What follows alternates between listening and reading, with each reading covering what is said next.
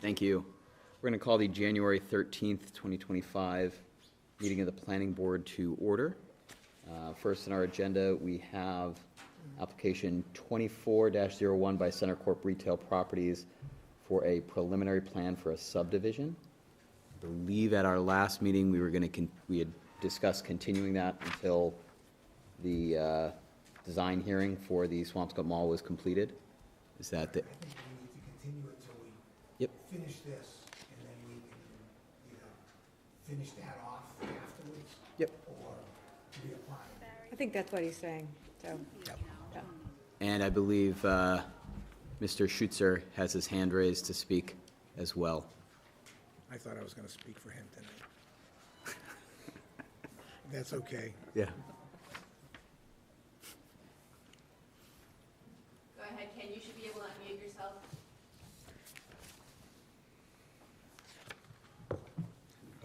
Have I been unmuted? His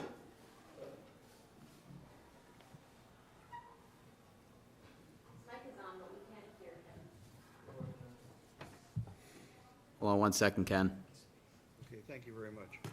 Oh, I think we can hear you now. It's a pleasure being virtually with you this evening. Mr. Rose, I believe, is going to... Ken, hold on one second. Hold on. A little louder, maybe? So the volume up. Thank you. It's louder. Sorry, Ken, just a second.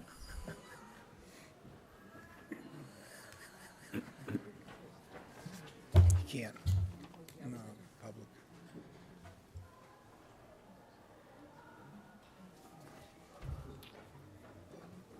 Sounds like a high school out there. Certainly does. Ken, do you want to try again? Can you hear me now? Really? Not yet. That's the problem's on Really? our Hold side, on so a just second. hold on one more second, Ken. All right, great.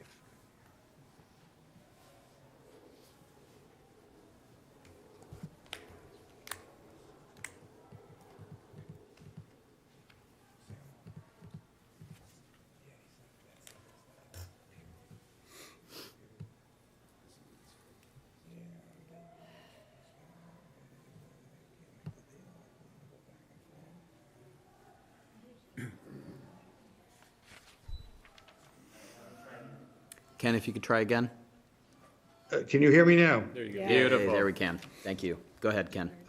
Well, thank you. I heard you had just called the first matter, which was the subdivision, and I think Mr. Rose was going to speak on that. I just wanted to make sure that I was virtually connected with you before the hearing actually started.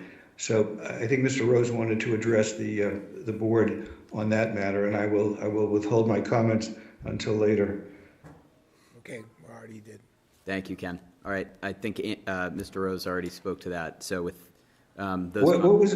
What was his response? I'm sorry, I didn't hear it. That's why The response is we're going to work on the second petition in front of us, and when we have that accomplished, we'll take this back up and All right. follow through with that. Thank you. Is there a motion on application 24-01? Motion to continue Motion to till continue. after this particular part of the project is approved. So we want to motion that for until the next meeting, February? We can do that, sure. Second. Second. All right, all those in favor of continuing the preliminary subdivision plans for Center Corp Retail Properties to our February meeting? Aye. Aye. Okay. That application is continued. Next on our agenda is an application for a subdivision 24-02 by Darius Gregory for 0 Manson Road. It's my understanding that the applicant has requested a continuance on that as well? They have, yes, Okay. And they've signed the waiver and everything? they have. All right. Do we need to formally? Yeah. We do. okay. I move to continue that petition, the number, 24-02. that one, to our next meeting. Second. All right, all those in favor of continuing the 24-02 for 0 Manson Road to February? Aye. All right, that is continued. And application 24-18 by Center Corp Retail, Inc., represented by Ken Schutzer for a design plan for 450 Paradise Road, the Swampscott Mall, continued from last month's meeting. just to start this at the outset, before I hand this over to you, Ken, just to give those tuning in to this meeting a little bit of a understanding of where we are in the process for this. This public hearing was opened in December, where the applicant presented their application for this project, which was submitted under zoning bylaw section 4.12.0.0, which Swampscott Town Meeting approved in the annual town meeting in 2023, which allowed for multifamily housing of units of 8 units or greater in the B4 residential district by right, with a review process overseen by the planning board. So that is what we're here to do tonight with this application that was, like I said, opened in December for a public hearing and continued to tonight. So with that being said, I'll hand it over to the applicant to continue their presentation, note their updates, and then we'll go to board questions, continue with public comment, and take it from there. So with that, Mr. Schutzer, Andy, I'll hand it over to your team. Thank you very much. For the record, Attorney Kenneth Schutzer, appearing before the board on behalf of Cenacorp Retail. You may recall, and I think you alluded to this, we were last before the board on December the 4th, and at that time you had charged us with the responsibility of responding to certain questions that were still outstanding.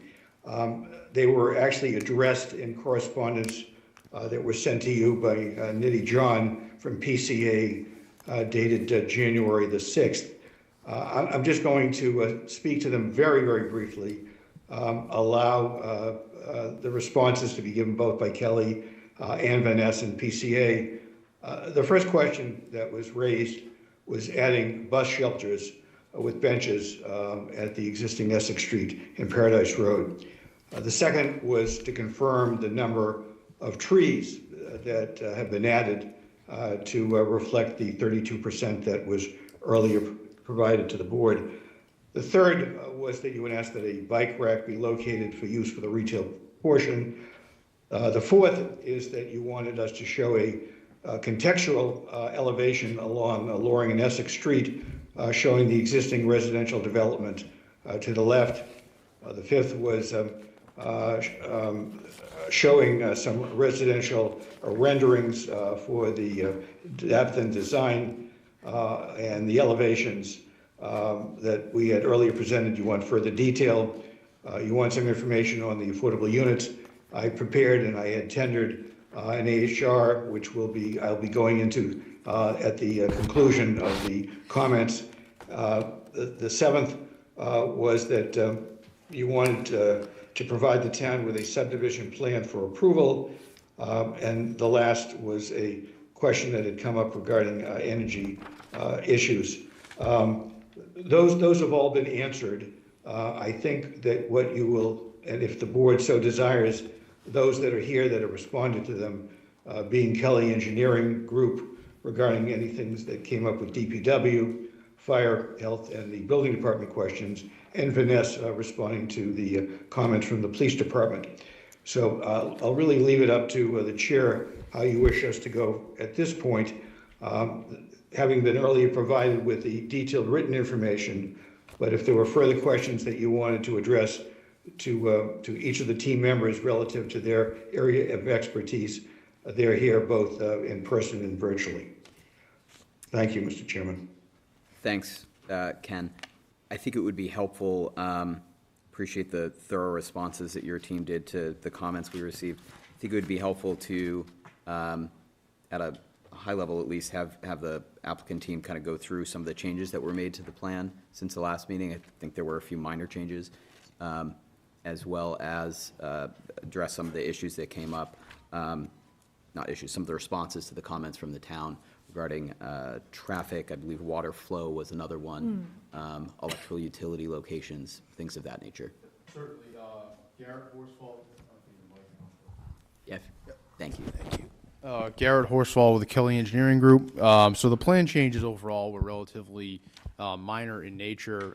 As Attorney Schutzer noted, we did add the bus shelters and some speed humps slash bumps, as recommended as part of the, as responded to in some of these comments directly from the DPW.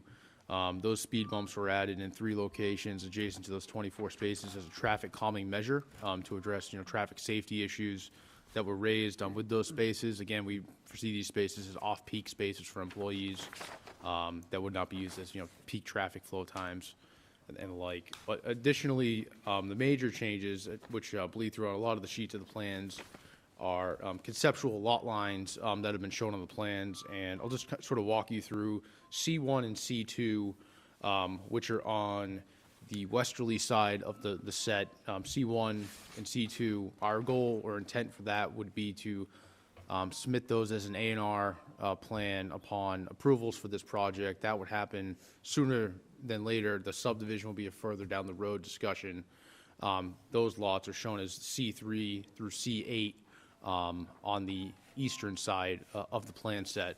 C1 and C2 would fully comply for frontage with setbacks, et cetera, for lot area through the A&R process. There would be some setback relief needed associated with the lot line adjacent to Stop and Shop, just for the 20-foot side setback there. But other than that, they fully conform to the dimensional standards in the zoning bylaw. And at a high level of the comments, a lot of these, many of these comments were actually already addressed as a part of the stamp plans that you have before you and that were submitted in December. Some of these were labeling, these comments, I believe, from DPW were based on the draft set. I believe that was submitted in very early of November. So a lot of those have been addressed. Regarding the sewer flow capacity, we did run an analysis on that existing line. There appears to be ample capacity in that line today. And more than 50% capacity available in that line with the introduction of this new apartment building into that line that's there today.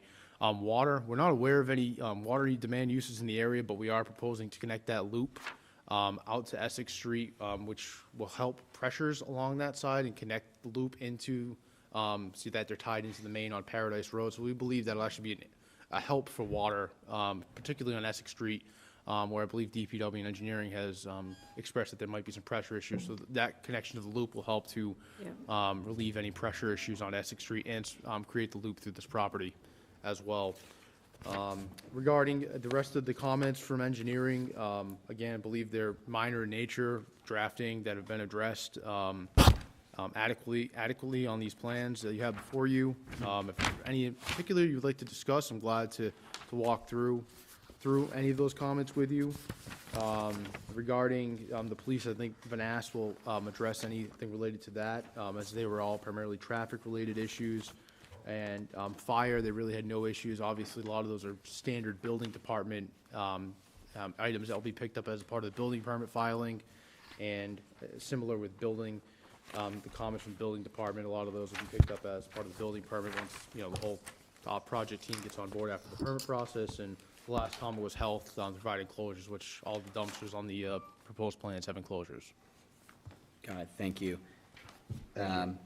On the engineering perspective, any questions from board members? I don't have any. I think one of the other things that came up that you did a thorough job of addressing, your team did, was traffic. I think some of the responses to the very thoughtful comments from town staff that your team did, if someone from the traffic group. Yes, I am. Can everybody hear me in the room? We can. If you might be willing to kind of walk through some of your responses to town comments, I think that would be helpful. Of course, absolutely. For the record, my name is Daniel Lasibra. I'm a traffic engineer with Vaness & Associates, the traffic consultants for the project. Just to kind of give a quick overview of Captain Joseph Cable's comments as they relate to the traffic study. There was a main emphasis on really 2 parts, on traffic operations within the area as well as safety, which are the 2 main focuses that we had as we were kind of going through the study and coming up with appropriate recommendations to address this project. And I spoke a little bit about these recommendations and our proposed mitigation at the previous meeting. But just to kind of quickly rehash them, we're proposing to retime a majority of the signals within the study area. Based on our analysis, it appears that there may be a little bit of inefficiencies within them now, that some recent retimings with new traffic counts can help to maybe improve the efficiency and improve operations within the study area at those signals, as well as in coordination with that, have a specific look at the yellow and all red times, or the clearance times of the signals, which is the part of this, the traffic signal cycle that's most associated with safety. So making sure that they're not too long, not too small, can help to reduce rear end crashes, which was the majority of the crashes that we saw at a lot of the study area. So these were great comments from the police captain. As I said, these were essentially what we were looking, as we were also conducting the study as well. And they kind of informed the recommendations that we had made. So I'm happy to, if there was a specific comment or response that anyone on the board wanted to kind of go through, I can talk in further detail to that. I think it would be helpful, which, you mentioned looking at some of the, optimizing some of the yellow and red signal timings of the signals that are in the study area. Which signals specifically were in that study area? So the study area that we had addressed was the 4 signals that kind of make up Vinnon Square: Paradise at Loring, Loring at Vinning, Paradise at Vinnon, and Vinnon at Salem. Then we also looked at the 2 signals on either side of the mall driveway, as well as the signal down by Whole Foods. Then based on our analysis, we found that there were some inefficiencies within the Vinnon Square, all of those signals, as well as at Paradise at the mall driveway. So those are the signals we are proposing to retime. And as a part of that, we will also look at the clearance intervals of all of those signals, with a main emphasis on the one right at the front door to the project, at the mall driveway, which was relatively recently reconstructed, and has kind of been a focal point for safety as a part of the study, as well as within Mr. Cable's comments. And could you just speak a little bit to what the outcome of kind of looking at those efficiencies are? Like, from a practical perspective, how does the light cycle change for me as somebody who drives through there on a daily basis? What is what you're going to do impact the safety of that, or the traffic impact of that, just from a layman's perspective? Yeah, sure. Absolutely.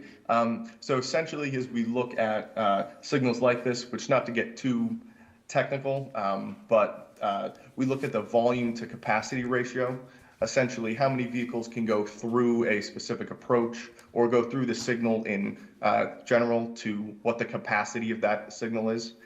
So a lot of these signals and a lot of these movements have volume to capacity ratios of lower than 1, essentially meaning that they can accommodate additional traffic, and there's a little bit of wiggle room within a lot of these signals to be able to accommodate that and to make small adjustments.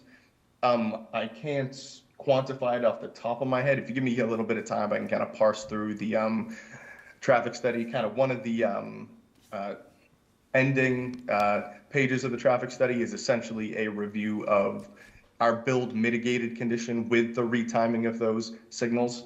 But the idea is essentially to improve 2 things.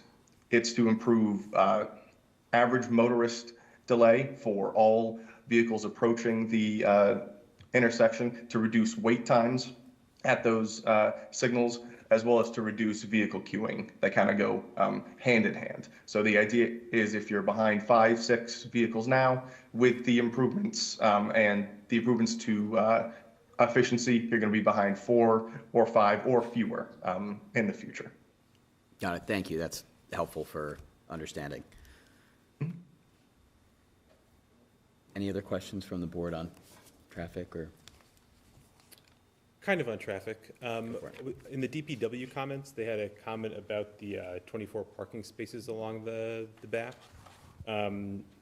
Just saying that it might be unsafe to have people pulling out directly, and I was wondering if there's anything that could be done to, I don't know if you could angle those spaces so that folks are, you know, pulling out into the correct right of way, or if you're not concerned about it for some other reason. So, yeah, so we added in the speed bumps. Okay. There's 3 of them, so that every 100 feet through here as traffic calming measures to slow down the motorists through this section. Really angling would not work just because it's a two-way traffic flow in there. It would actually probably lead to more traffic. Okay. For people trying to not go in the right direction. But we did add those in, and again, these are gonna be directed for, you know, the Stop and Shop, the people that are opening the store, you know, 5 AM, parking car over here. That, you know, they're not interacting with the peak hour at, you know, 8 AM, coming through there as well. Yep. Thanks.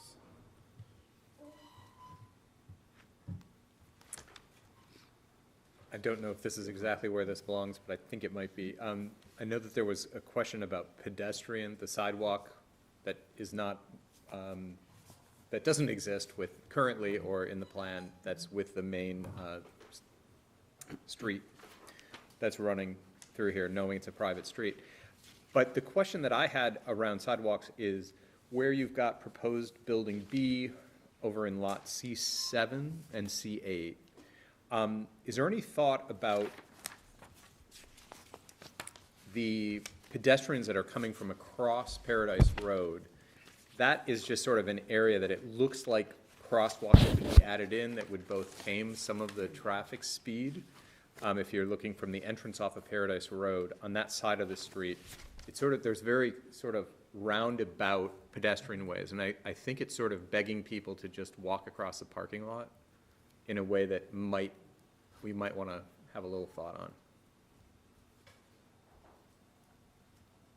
So I believe you're referring to right at the right of way, the curb cut there, sort of continuing through, or?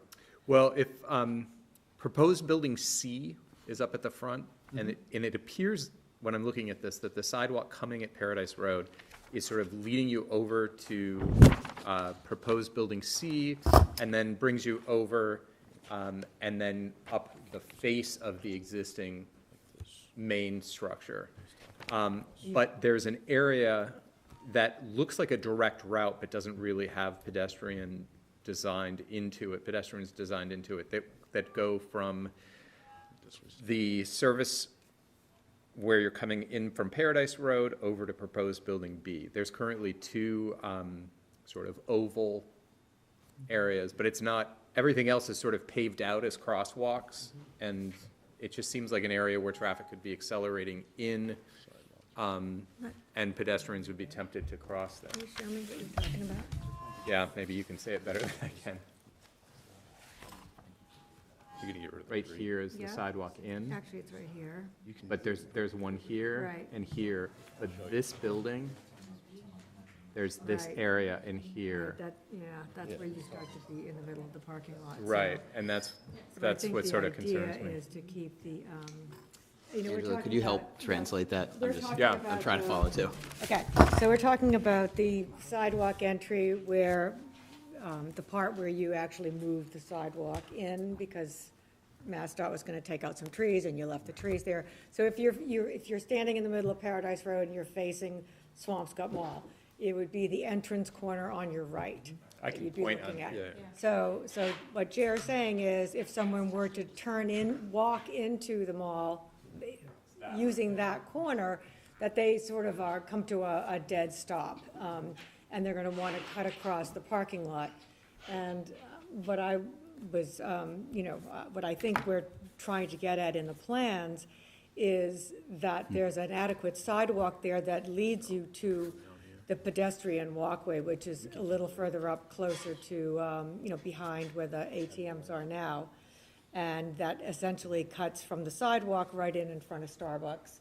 Right. And then leads you on that way. When we made the leap a number of years back, it's in concrete now. So we have one to the right, which is on the other side on the property line, going down the face of the mall.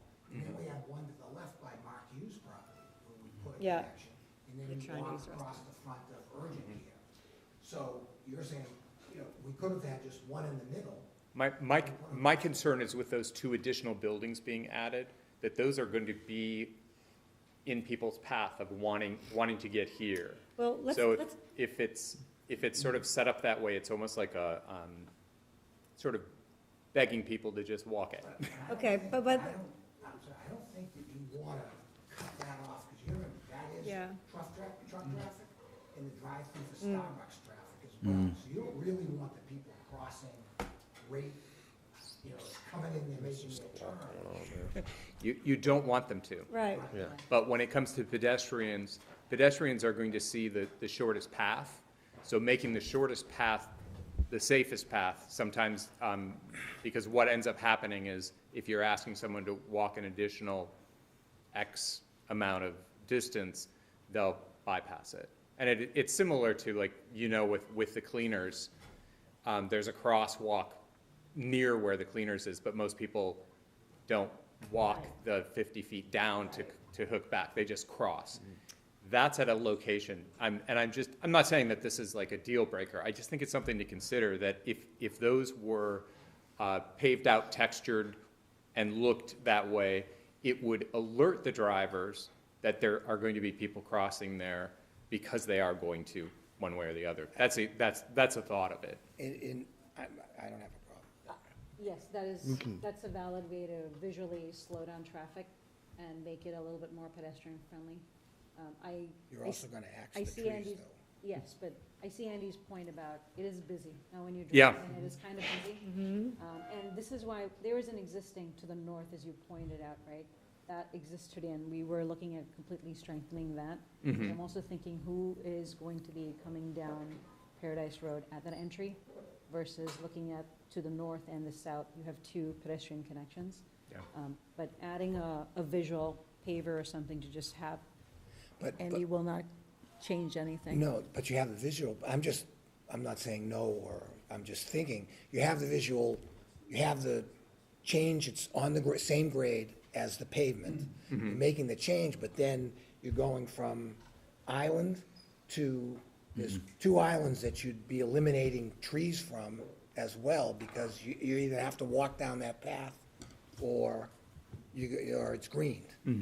Yeah. So that's No, that's a good point. The other question is, the crosswalks at Paradise Road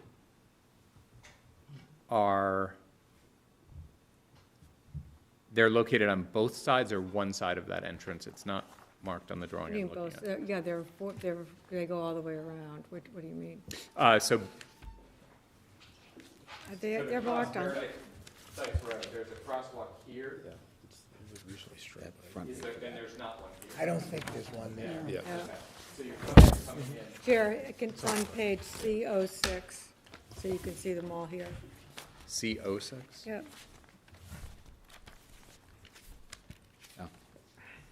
Yes.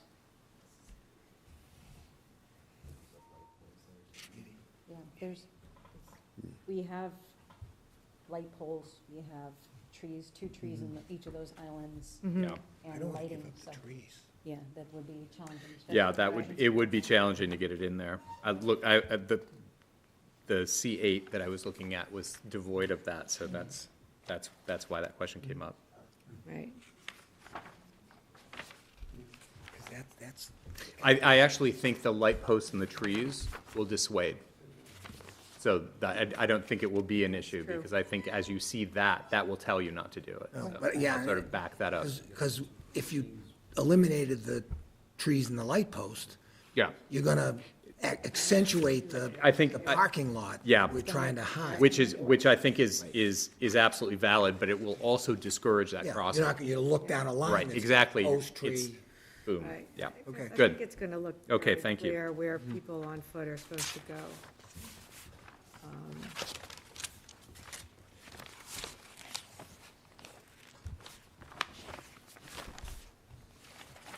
Marissa, could you bring up the contextual drawings that I think were submitted as well?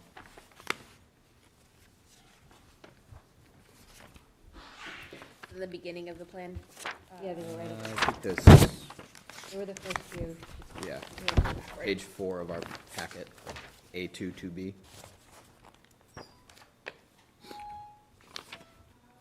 Yeah, that one.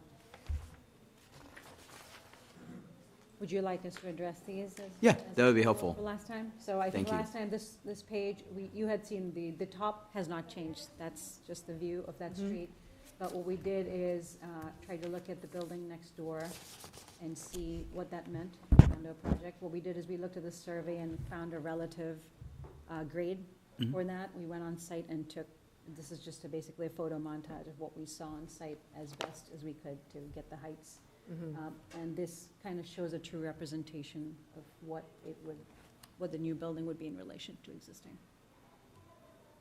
You know, I think it also does a good job of indicating how much the parking is kind of going to be hidden in front of Stop and Shop behind that apartment building, which I wasn't quite as, this does a good job of accentuating.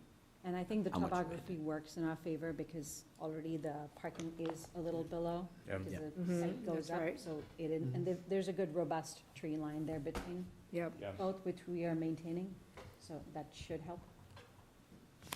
And the bottom 3 images were, last time we didn't have anything for the residential. And Yeah. I know you, Jerry, you had made a good comment about not, elevations don't tell the true story. So we looked at intentionally these 3 views, because one is further away from the mall, from the retail, on what the backdrop is, versus as you drive on further along Mall Road, seeing the residential. And the third one is a pedestrian entrance into the residential, just kind of tucked in to give it that presence and space. It's a little hard to tell in this one at the scale, but everything that is past, you see 2 people walking into the pedestrian, that whole area, that whole enclave is raised, it's got pavers, so it doesn't look like the rest of the mall and the parking, so it kind of differentiates itself. I think these are really helpful to also understand the color blocking. Yeah. Yeah. Because there's a plethora of buildings that have come up in the communities around us that the color blocking is far less sophisticated than this. And it shows this off, that it's really emphasizing the architecture instead of sort of creating a wallpaper on it. No, and that So was it's nice to very see. intentional, thank you, and that was It very looks it. intentional as part of the team to not only using the color blocking very intentionally, so the mass of the building should stand by itself and not let the materials dictate what it needs to be. So there's a stepping to the corner to kind of accentuate that. And it also helps keeping the scale feeling relevant to the rest of the development. So I think it's quite successful. Thank you. Agree. I also think that the Loring Avenue and Essex Street elevation is really helpful to sort of understand that it's creating an edge that's, it's actually an improvement down there. So you don't have the occupied space that's currently built and then you're dropping into a parking lot, to just sort of keep that going. And the fact that the trees are remaining, there's some really nice depth play that's happening there. And I think that will be a benefit to that stretch of the street. So that's a nice thing to discover there. Oh, that was PCA's primary motive from the beginning of the design, to do that. Yeah. It's very nice. And Not the that was development. that was beautiful when we came in the summer and looked Yeah. at it. There is a beautiful edge to it, and you don't want to take away what Right. is No. doing, what is really well. And you've got the bus shelter, the bus stop is right there at that corner. Which is so great, yeah. Adding that shelter, it only will help. And I think that move is doing 2 things. It's providing something to the community, but it's also enhancing the quality of the life of the people living there. You know, it's screening in the winter where you've got that view out, you've got the open space of the cemetery. I mean, these are units that will feel really good to live in, which is nice. And I think it's important to point out for people that maybe haven't had the opportunity to look at these plans as thoroughly as we have, that the building is not a solid block. Right. That it looks, if you were a drone floating in from above, it looks like a letter S, Exactly. the way it curves around. And so there's quite a bit of courtyard sort of depth in those open spaces, and it gives it a nice feeling. And there is significant, buffering off of Loring Ave, which is, I think you've taken full advantage of, and that's excellent. Jer brought up trees, and I think that's something I was hoping to touch on tonight. I know you are probably aware of a letter from our tree committee, and I'm sure someone is here tonight to speak to that as a public comment. But they had brought up some thoughts on replacing some of the trees in the plan with potentially native species from our Swampscott tree list, and wanted to bring that up for discussion tonight, if that's something you'd be open to looking into and working with them on. We have a landscape architect. Perfect, the man to speak to. Is that something you could speak to? Yeah, absolutely. Mike D'Angelo, landscape architect, but I'm DLA. What was the specific question? So I know the letter from our friends on the tree committee here was just some suggestions about native species, replacing some of the non-native species that were on the landscaping plan. I just wanted you to be able to speak to your thoughts on that, and if you'd be willing to work with them and maybe find some commonality with some of the trees on our Swampscott tree list, native tree list to. Absolutely. I think there's only maybe one or two that aren't native, but they're very hardy, but we're open to looking at the list and working with them. Okay. You mentioned a letter. I'm not sure I have No, seen that. I received an email. Okay. Okay. It just was, would you meet with me? And it was like, Got talking about the trees that have died now. And it was like, oh, forget that plan, because most of the trees are, if they're not dead, they're gonna be dead. We're starting from scratch again, and now it's just Got it. following up on that. One of the other points that was, they had recommended us looking into and speaking with you about was looking into a fixed watering schedule beyond just the initial planting. I think something like 2 years, for the initial 2 years, following some sort of Department of Conservation recommendation from the state. Is that something you'd be open to doing as well? As far as irrigation, is that something you'll commit to? Just look into or potentially meet with the tree committee to discuss their Certainly recommendations. happy to discuss it. Okay. I just don't, I wanna understand it before I commit. Yep, no, just, yeah, I think I think they would appreciate if you'd take, just hear from them and you can have that conversation with them.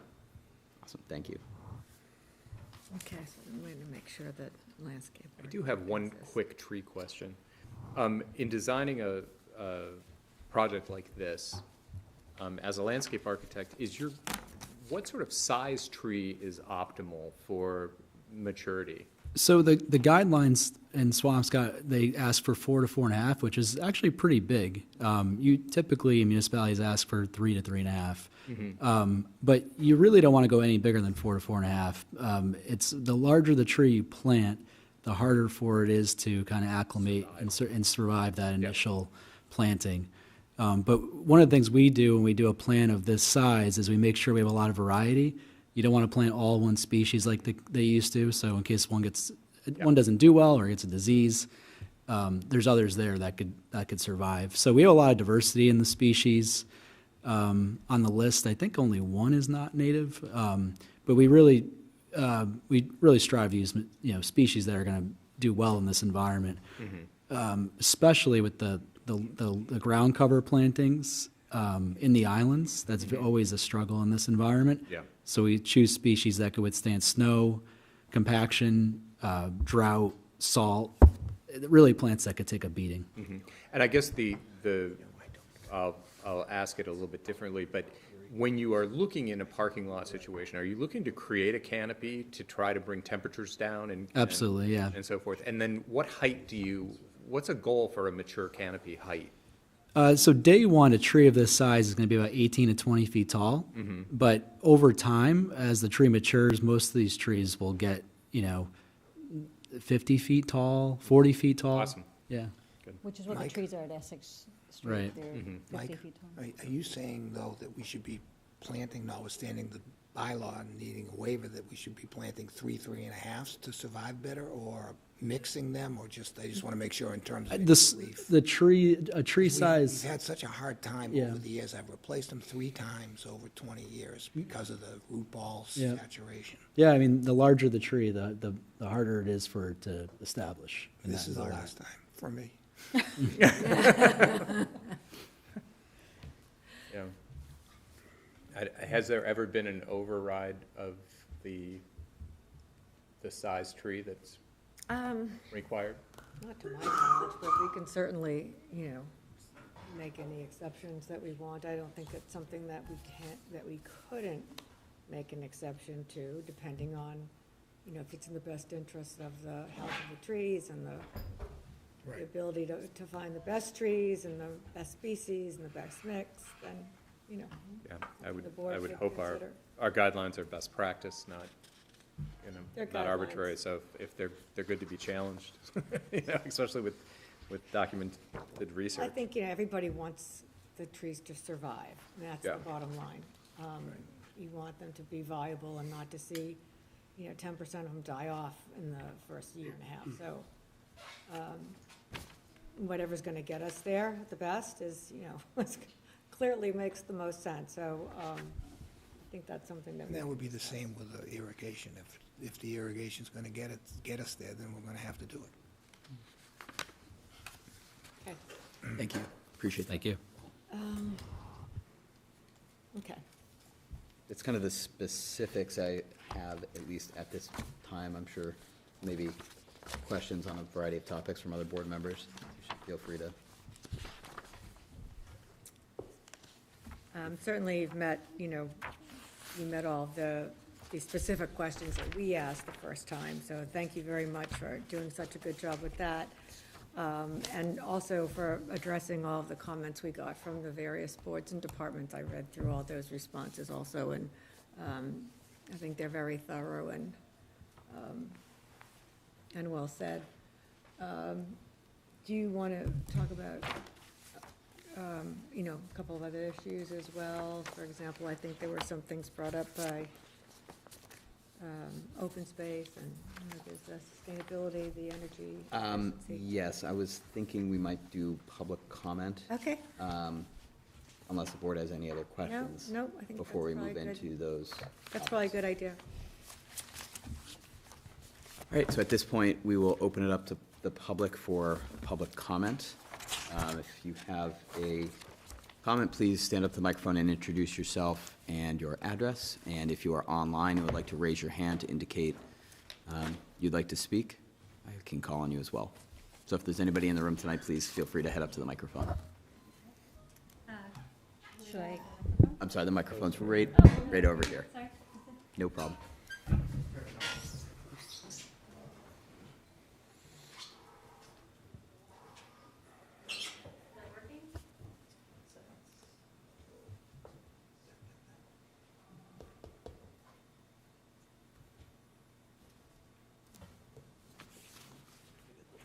Hi, can you hear me?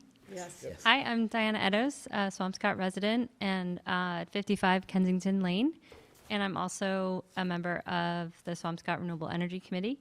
And sorry we didn't get written comments in the first round, but we'd like to know what your plans for solar are here.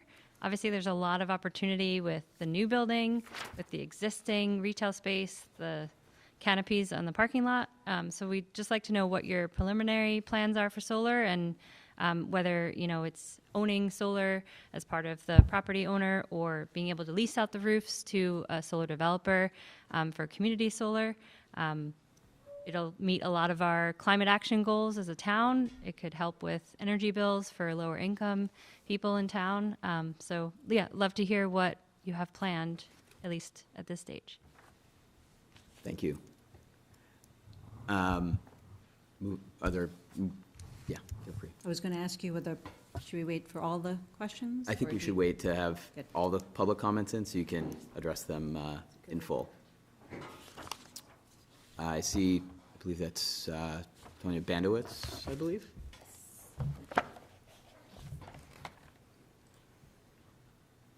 Can you unmute me? We can hear you. Okay. I'm Tony Bandrowitz, 34 Bayview Drive. I'm a member of the Open Space Committee, and that's why I'm here. I'm here to talk a little bit about the letter that went in today. Sorry, it's just coming in under the deadline, but pretty much we're supporting the tree committee, but we had a few other comments that we wanted to present. But overall, I just want to say that, you know, I think this is a great project, and the comments we have, you know, are basically designed to help sustainability, both from an environmental but also from an economic standpoint, save money standpoint.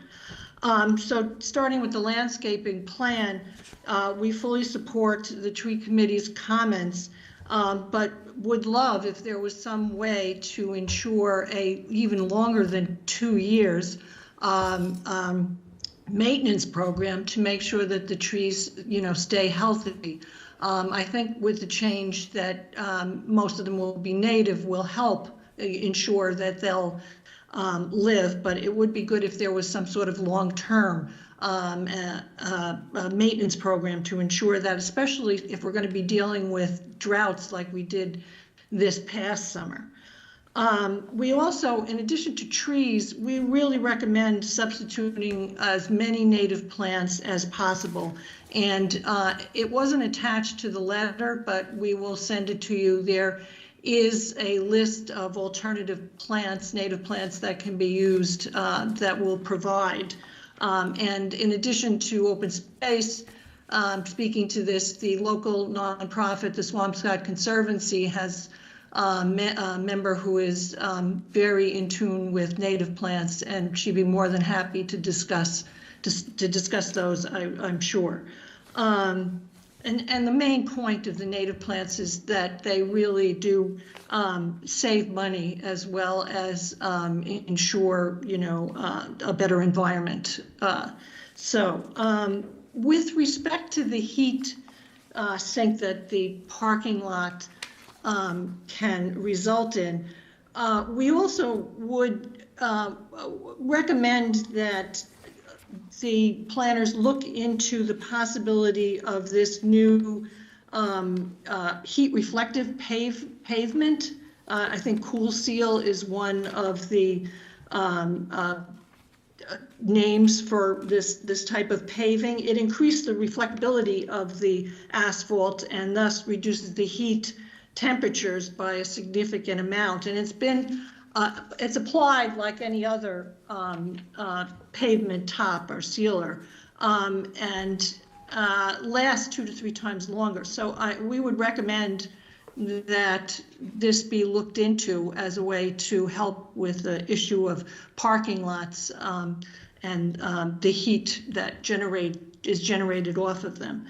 In fact, we would urge the town itself to look into this for whenever it's doing paving in certain areas.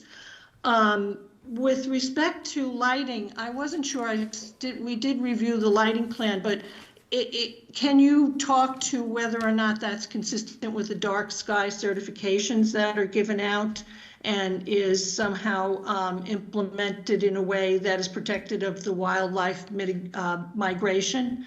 Because all we saw were the plans. I'm not sure if there's something more with respect to the lighting. Snow disposal.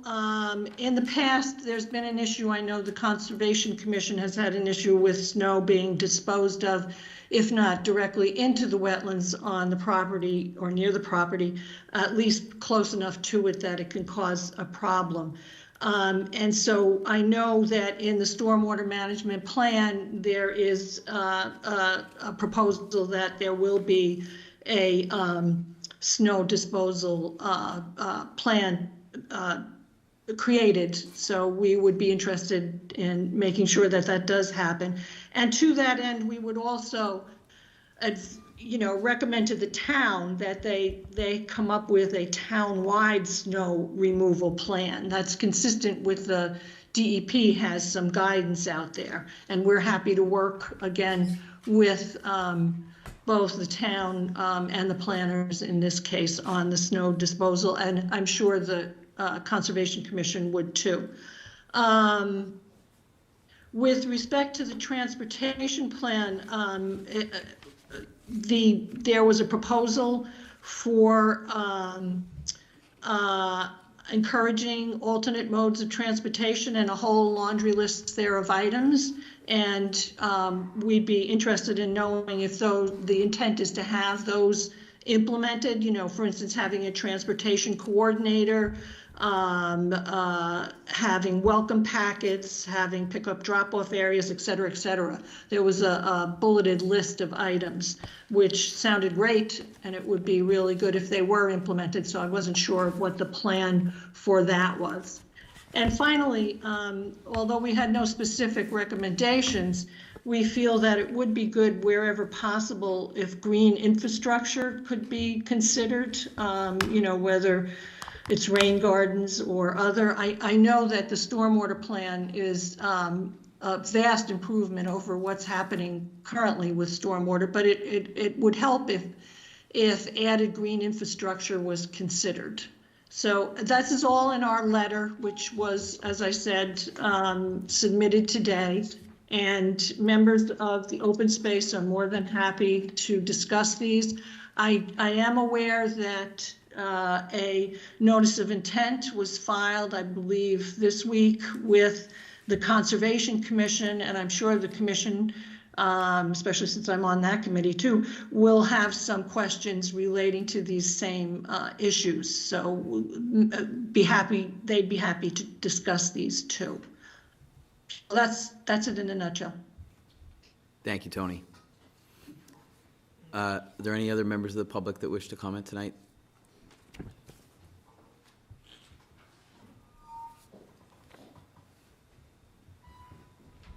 Hi, Martha Schmidt, 105 Rockland Street, Precinct 4, also chair of the Renewable Energy Committee and the Climate Action and Resilience Committee. And I just wanted to second what Diana said about solar.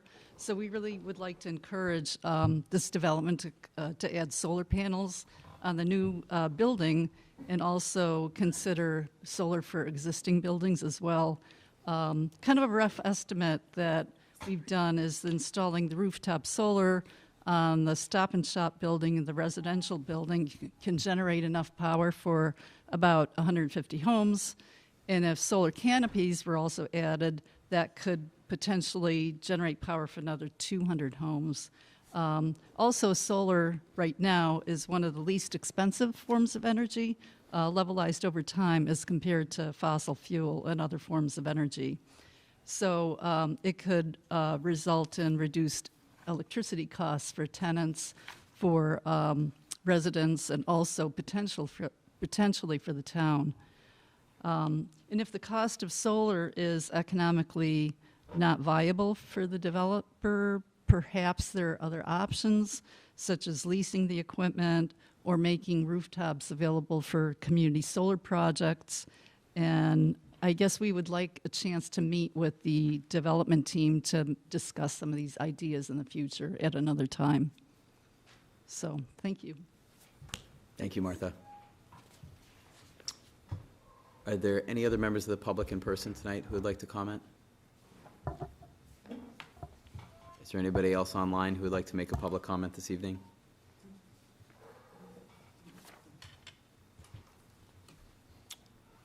Is George Potts. George, you should be able to unmute yourself. Hi. Go ahead. Can you hear me now? Yep. Yep. Yeah, the wetlands in the corner along the road, I saw that you guys were going to using that to do collection of water so it doesn't go in the parking lot and then go back into the wasteland.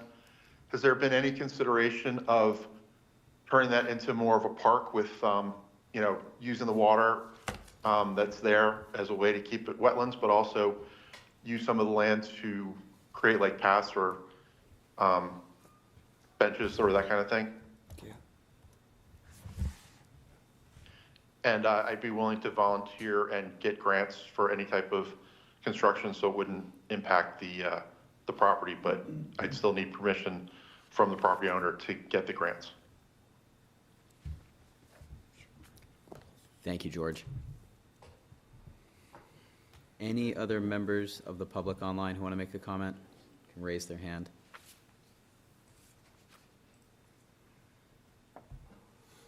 All right, I think we can close public comment for the evening and hand it back over to the applicant to address some of the comments that may have come up tonight, if you'd like. Awesome, thank you. Yeah. A lot of good points, and there's a lot of content in Tony's comment. I think we'll dive deeper into the letter. But to start, there was a question about Nitty John, PCA, architect, just get that out of the way. Solar on the roof, this project is LEED Gold certifiable. We are looking to build it for today's building, better than today's building codes. And it's stringent now, and because you have the specialized code in town that you've adopted, it actually lends to a very good building envelope. So we're excited to work on that. On projects, we always look at, what we do is further down the road, we look at the options for solar. We engage with a solar company and look at, when we lay out, for example, in a long building like this, there's pipes that come from the lower floor, so we pay very close attention to it to maximize solar on a building. So we'll do a study. We don't have that information yet. But that's something we do on every project to maximize and see what we can do for solar potential. So does that answer your solar question? And just the existing buildings, whether, like, as part of the reface, and like, are they getting new roofs so that they could be more solar ready? And the kind of be on the. So the existing buildings, the roof is staying. The roof's brand new, it's less than 2 years old, and, you know, that roof was built in 1972 with 40-foot spans, and I don't think it could support another sock on it, so. So, I mean, it's just too complicated to touch. You know, the old, this is old, this isn't like Right. we're building a new building. We're just redoing the face of that existing building, nothing more. I don't mean to be a naysayer on that, but I'm happy to, you know. I can speak of the new roof, not Right. the old roof. Thank you. I don't think there was any sun in 1972. Thank you. No, but we will explore that for the new roofs portions. Now I have a whole list of questions that are nicely listed here that we will dig deeper. One was the open space committee's comments and the tree committees, and I think, Mike, if you have any specific comments that you want to address now regarding the trees, the native. Sure, I just looked at the comments here in the letter. I think they mostly pertain to the evergreen trees, which they do provide a few substitutes for the evergreen trees. There's only a handful of evergreen trees over in that buffer along Essex. Right. We could absolutely look at swapping those to native. I think And then there's some, Norway spruce or something? yeah, evergreens are tricky. There's not that many natives besides from white pine and eastern red cedar. Just not great trees. Yeah. That's why we tend to not use natives for evergreens. However, we can find some substitutes. There's not a lot of them. Okay, And then the perennials, easy swap out. So okay, great. And we can Thank you. definitely engage with the tree committee too, and flesh these out. And the open Great. space. The open space, yes. So the open space, we are looking at, trying to remember the specific question about the open space. I think dark sky, the lighting, dark sky Yes, compliance. absolutely. So we have an early photometric that we had submitted. Right, we So, do.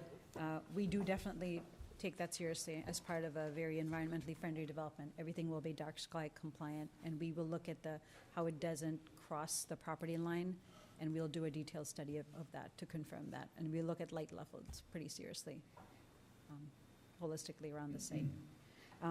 Heat reflective pavement, absolutely, something we would really want to do that. So we will look into the paving material that Tony was talking about, for sure. Snow disposal plan, I think they just wanted more clarification on, and how it gets implemented. Yeah. So, And Andy's got that under control? Yeah, I mean, right now, it's Stop and Shop in the Wild West, you know, with that part of the snow removal closest to the wetlands will be under the handle of the apartment building, not Stop and Shop. So we'll have a little more control over it, and if we have to take the snow away, you know, we'll take the snow away, because we're gonna have to be very judicious with our parking spaces, yeah, you know. There was a overall comment about looking at making the green infrastructure more robust and better, whether it's a rain garden, it's a swale. We could look at all that holistically on site, because the residential portion has some of these areas that have the opportunity for green.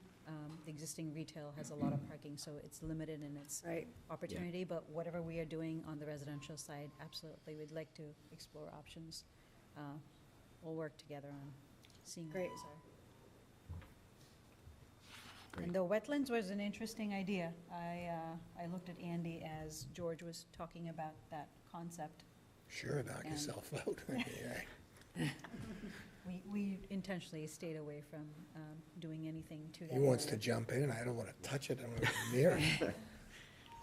Well, is that something that you're meeting with Concom about anyway? No, I mean, I the don't. Concom is singularly for the 24 spaces. Yeah, so the NOI, the NOI has been filed, hearing is 2 weeks from Tuesday. Yep. So that really, the new work in the buffer zone here, everything is either existing primarily, the only new work of these 24 new spaces, which is, porous pavement. So we have taken, into consideration as part of that filing and the design of these spaces, but the rest of this is already existing, developed in the buffer zone, and as Tony noted, the stormwater management system is a substantial upgrade to what's there today. Thanks. Thank you. So, kind of an open mind about the wetlands corner. Sure. Was that part of the Stop and Shop lot, or was that, which lot is that, It's part does of that belong to? Well, now it's Stop and Shop, because everything from Right. Home Goods is Stop and Shop's What's lot. gonna happen after they? Subdivided, it's still Stop and Shop's lot. It is, okay.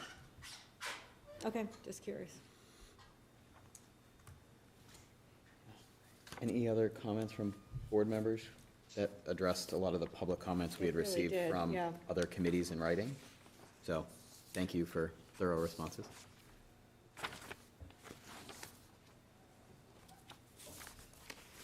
Okay.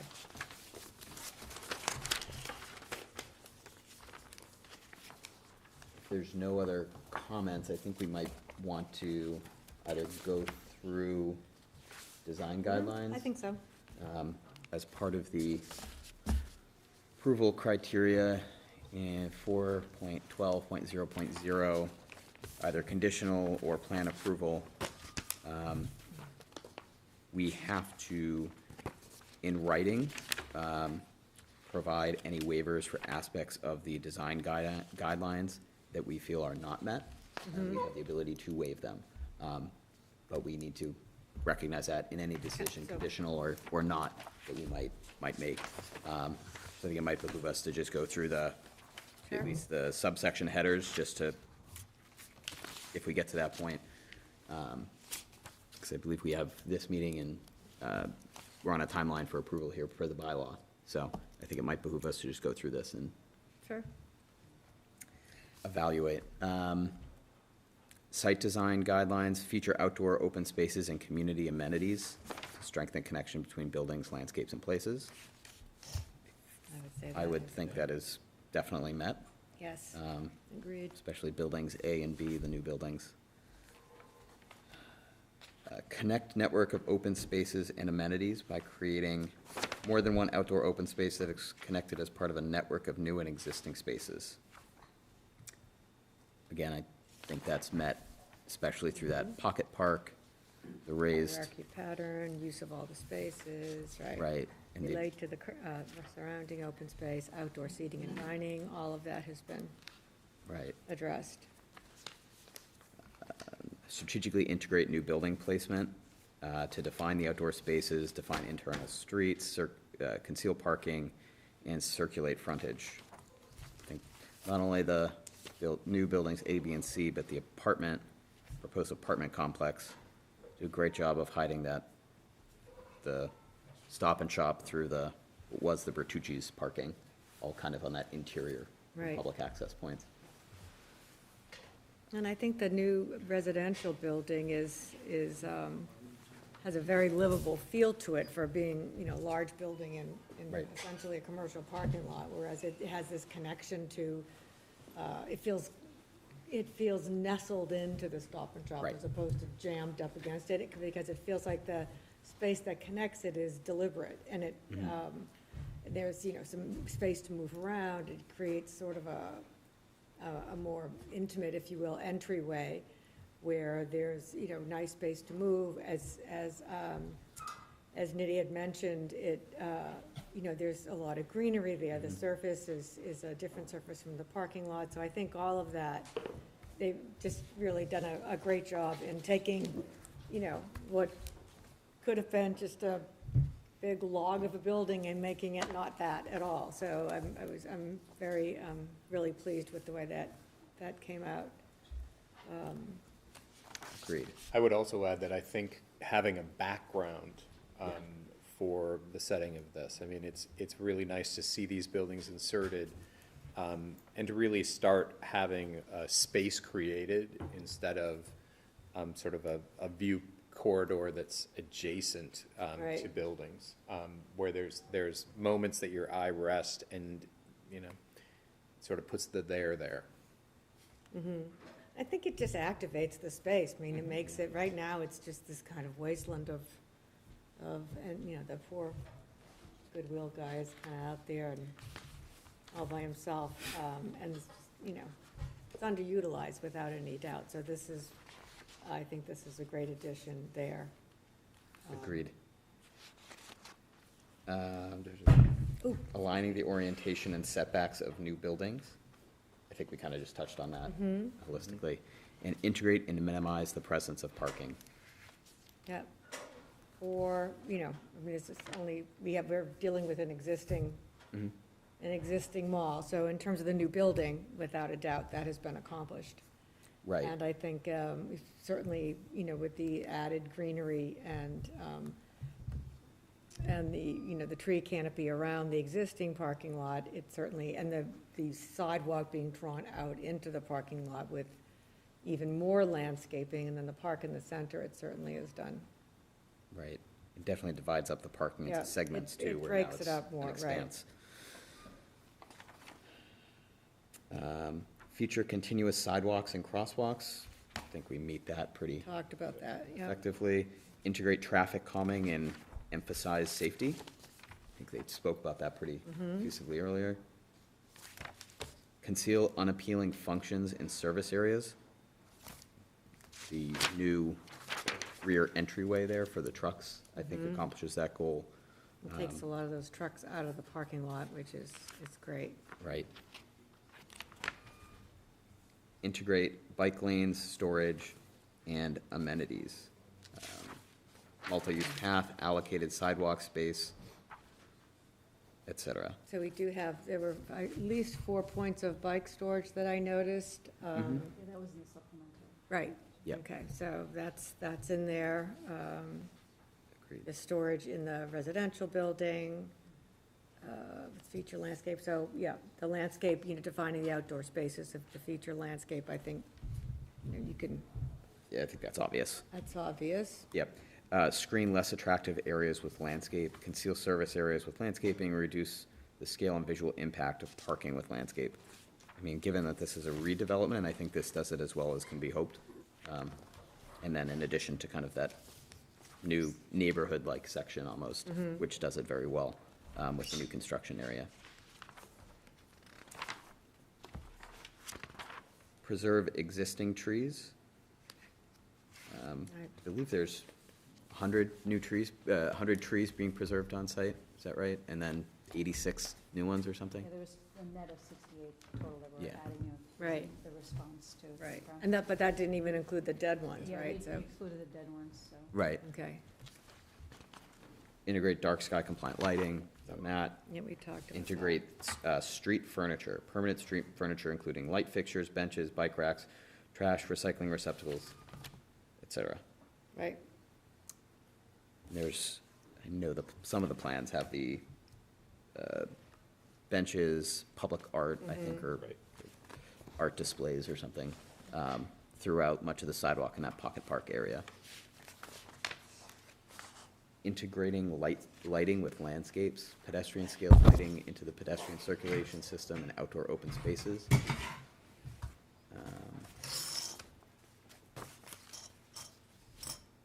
We have a variety of lighting, low lighting for the plantings. Right, the bollards are lit, Right. right? And then the catenary lights in between buildings A and B to Oh. activate different spaces.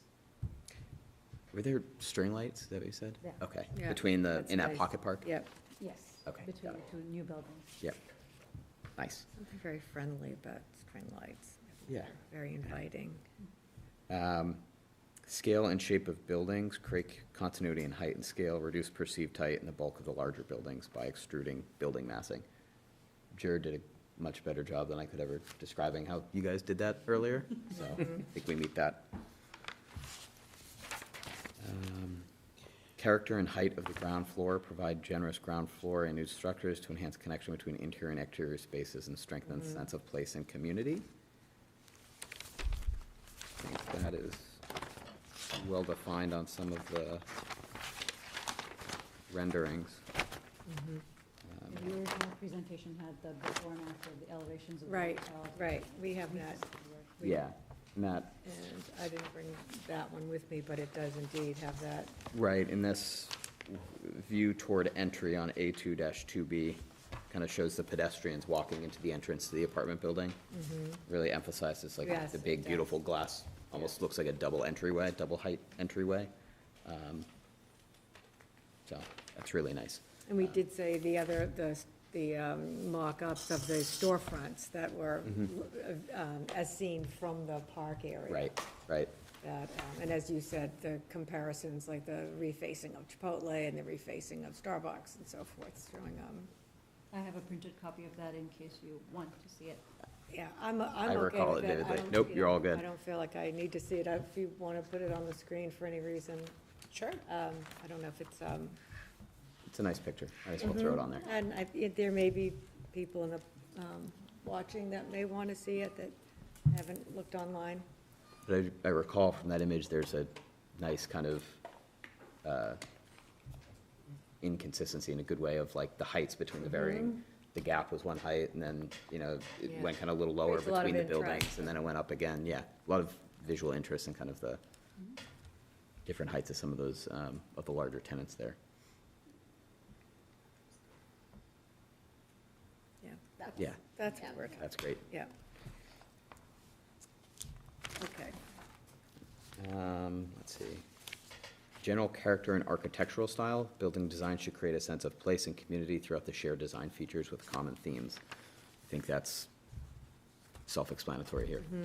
I also like the palette that was selected for the buildings, for not just the residential structure with sort of that wood slate look to it, but the, and I'm not, I don't know if I'm saying it the correct way, but also the cladding materials for the refacing and for the new retail buildings, which I think are very complementary, and they really give you kind of a fresh, bright feel of, you know, it's new, it's exciting, it looks so much nicer. So, But it gave it some like warmth, right? It wasn't like, you know, you see some buildings, like, oh, that was just like a Lego that somebody just dropped there. Right. This has like character. Yeah, it's great. Very nicely done. Character of upper floors, provide variation to themes on from the ground floor. I think we talked about that before with some of Jer's comments.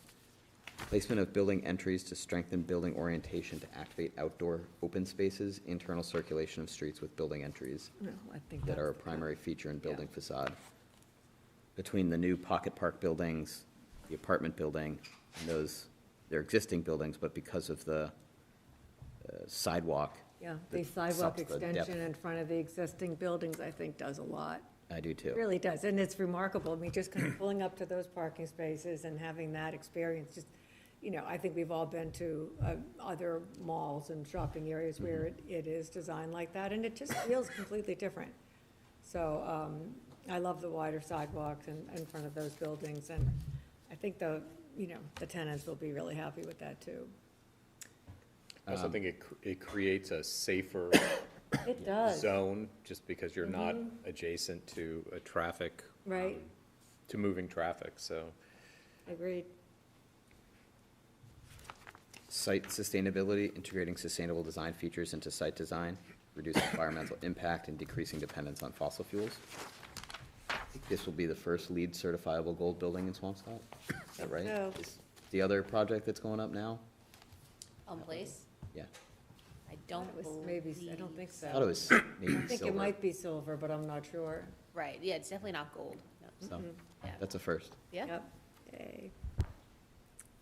We're very happy with that. And thank you for your comments on just, you know, being willing to, you know, examine all the opportunities for other Right. sustainable features. Building sustainability, sustainable design features should integrate into the building design to reduce environmental impact of the development, support high-performing and healthy buildings, and decrease dependence on fossil fuels. I think we This did, is an all-electric building. Yeah. there you go. Yay. I did have one question on the sustainability. Was there any consideration for creating canopy, like covered parking out in the parking lots with solar structures? No, we didn't explore that in the existing retail. In the existing retail parking lot? Just, I know it's been done a few places, and it looks like something that could be added later, but it's been successful in a number of projects I've been around, which I was just curious if it was in the mix when you were looking. That is a very interesting idea. One thing we did look at is visual, because those structures are so tall, they actually block. They block all- long-distance views. Or especially Yeah. for all the tenants personally find in this. I just, really unattractive. we resisted them in another project in framing him vehemently. I'd like this to look really good. Yeah. Maybe No, it's not I've as sustainable. Sometimes the as- topography works with them. Yeah. There's an REI in Framingham Yeah. that Yes. I think they were really successful getting Right. those in there. And then dealing with the actual heat gain in the parking lot, it's quite useful. But again, you know, It's like- I just was curious if it was. Like bad something enough like- they have the cart corrals in the middle of the thing. Now we're gonna make, their older and bigger brothers and sisters. Yeah. And I think that was, when I see solar canopies, I always think of that REI. I used to live No, over it's there. kind of so- like it kind of goes with their whole vibe, right? Like, Yeah, but I think that was new construction when they put that in. There's an architect out of MIT whose business is built around creating these structures. And I initially was really taken aback. It was like, wow, that's an interesting thing. But he gets into the details on these things in a way. They're very utilitarian, but with exquisite minimalist detailing. Wow. That it's been very impressive to see, because it doesn't, initially you look at it and go, oh, and then you start looking at how all of the connections are made and everything, and he's found a way to really design them, which is nice. maybe there's a I'm not committing, I'm just for fun, saying the location for that canopy would be those 24 spaces. So it doesn't Yeah. interrupt Yeah, the site. the landscaping and Right. the naturalness that Yeah. you're trying to create around Right. it, but you have like another structure over there. Yeah, That's there you go. interesting. So Yeah. there you go. It's actually We'll add that to the solar study. it would actually be a way to Yeah. also kind of make those, Yeah, make them more feel- like, look, there's something here, pay Yeah, attention. yeah, no, I'm not saying that we wouldn't look You at. know, the other place I've seen them, but as I've seen them in large parking lots, used for like farmers markets and so forth, where they're a shading device, and Right. and it's sort of cool. Like we don't close down on Sundays, but in places where there are parking lots that are shifted over to usage like that. Site sustainability, integrating sustainable design features into the site design to reduce environmental impact of the development and decrease dependence on fossil fuels. I think we talked Bring about. it to electric vehicle charging stations, which I know we have, For free, that would be a good spot for something like that. cohesion, building sustainability, so we've talked about all that. What's that? Reducing the heat island effect. I know we're That'll- doing a parking waiver, so we are kind of doing that through that. Right, and. And the ton of new trees, Right, and Nidhi also mentioned about regional materials, regional using the, plantings. that coating, the cool. That coating on the asphalt. And then building sustainability, we've already touched on that with a LEED certifiable gold. Right. And then next, section 6, affordability, inclusionary housing regulations, so 16, is that right, 16 new 16. units and then a 7?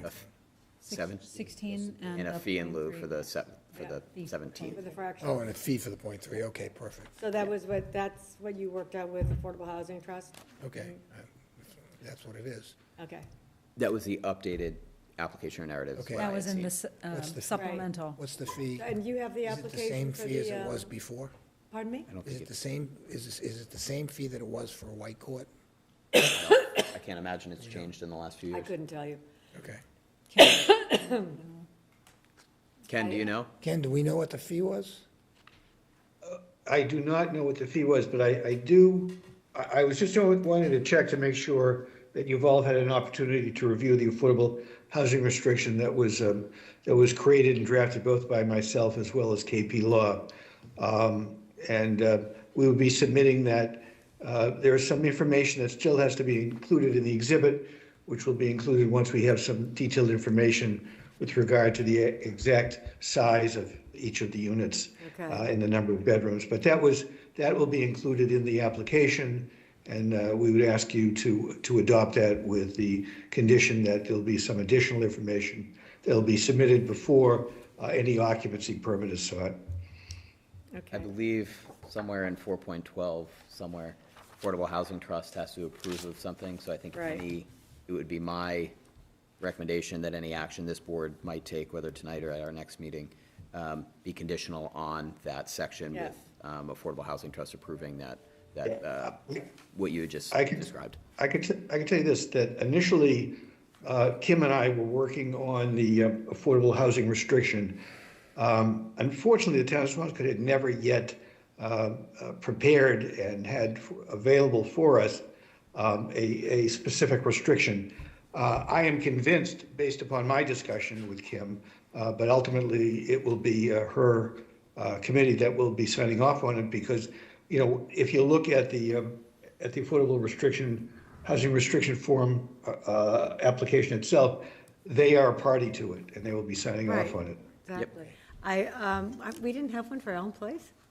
We do have one for Elm Place. It was modeled, this one was sort of modeled after that one, but we had to change it because Elm Place was 40B, and this is inclusionary zoning. All right. Okay. But whatever action we would take would be conditional on their acceptance of that affordable housing restriction. That's fine. I was just curious. Okay. And that's it. That's our design guidelines. So I did not note any of the sections that the applicant needed a waiver on. No, I think that we'll probably get to that as we go through the bylaw. And it kind of, which we can, sort of permitted uses, obviously there is no issue there. Dimensional requirements, I think that what we talked about was because the subdivision, the A&R, is going to come after this. Any requirement or any necessity for dimensional relief, we couldn't really address that, I think, until we have looked at how land is going to be subdivided. However, I shouldn't say that too soon, because I think we do have to look at it as one lot, actually. I do think we look at it as one lot, so I don't know if we actually need, I don't know that we would need relief. I don't think they need, I'm looking at their application, so like there's any dimensional relief. I think the only thing we were looking at was the space between the residential structure and Stop and Shop, where the setback might be less, but I would say the way it's nestled into that building is more of it's so much more of an advantage than a disadvantage that I don't have an issue with that at all.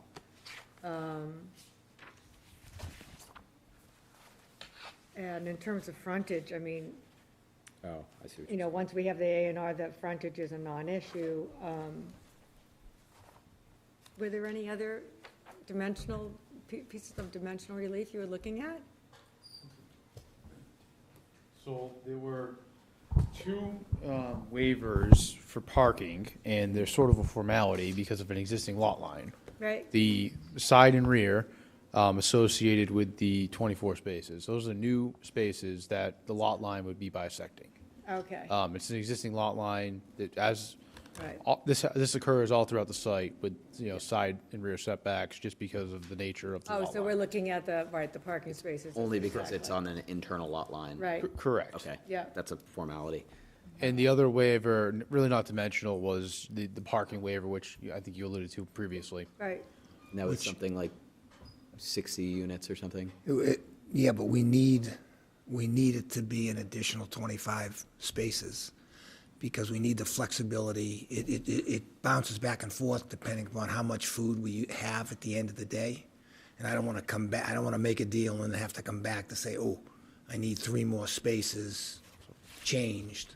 So essentially, we're looking for approximately 100 extra seats total. So it's my understanding that the prospective tenants in some of these places are going to be essentially restaurants that are going to be operating during evening hours. Is that right? Well, no, right from the morning all day. But we do have some evening, some during the Right. day and so forth.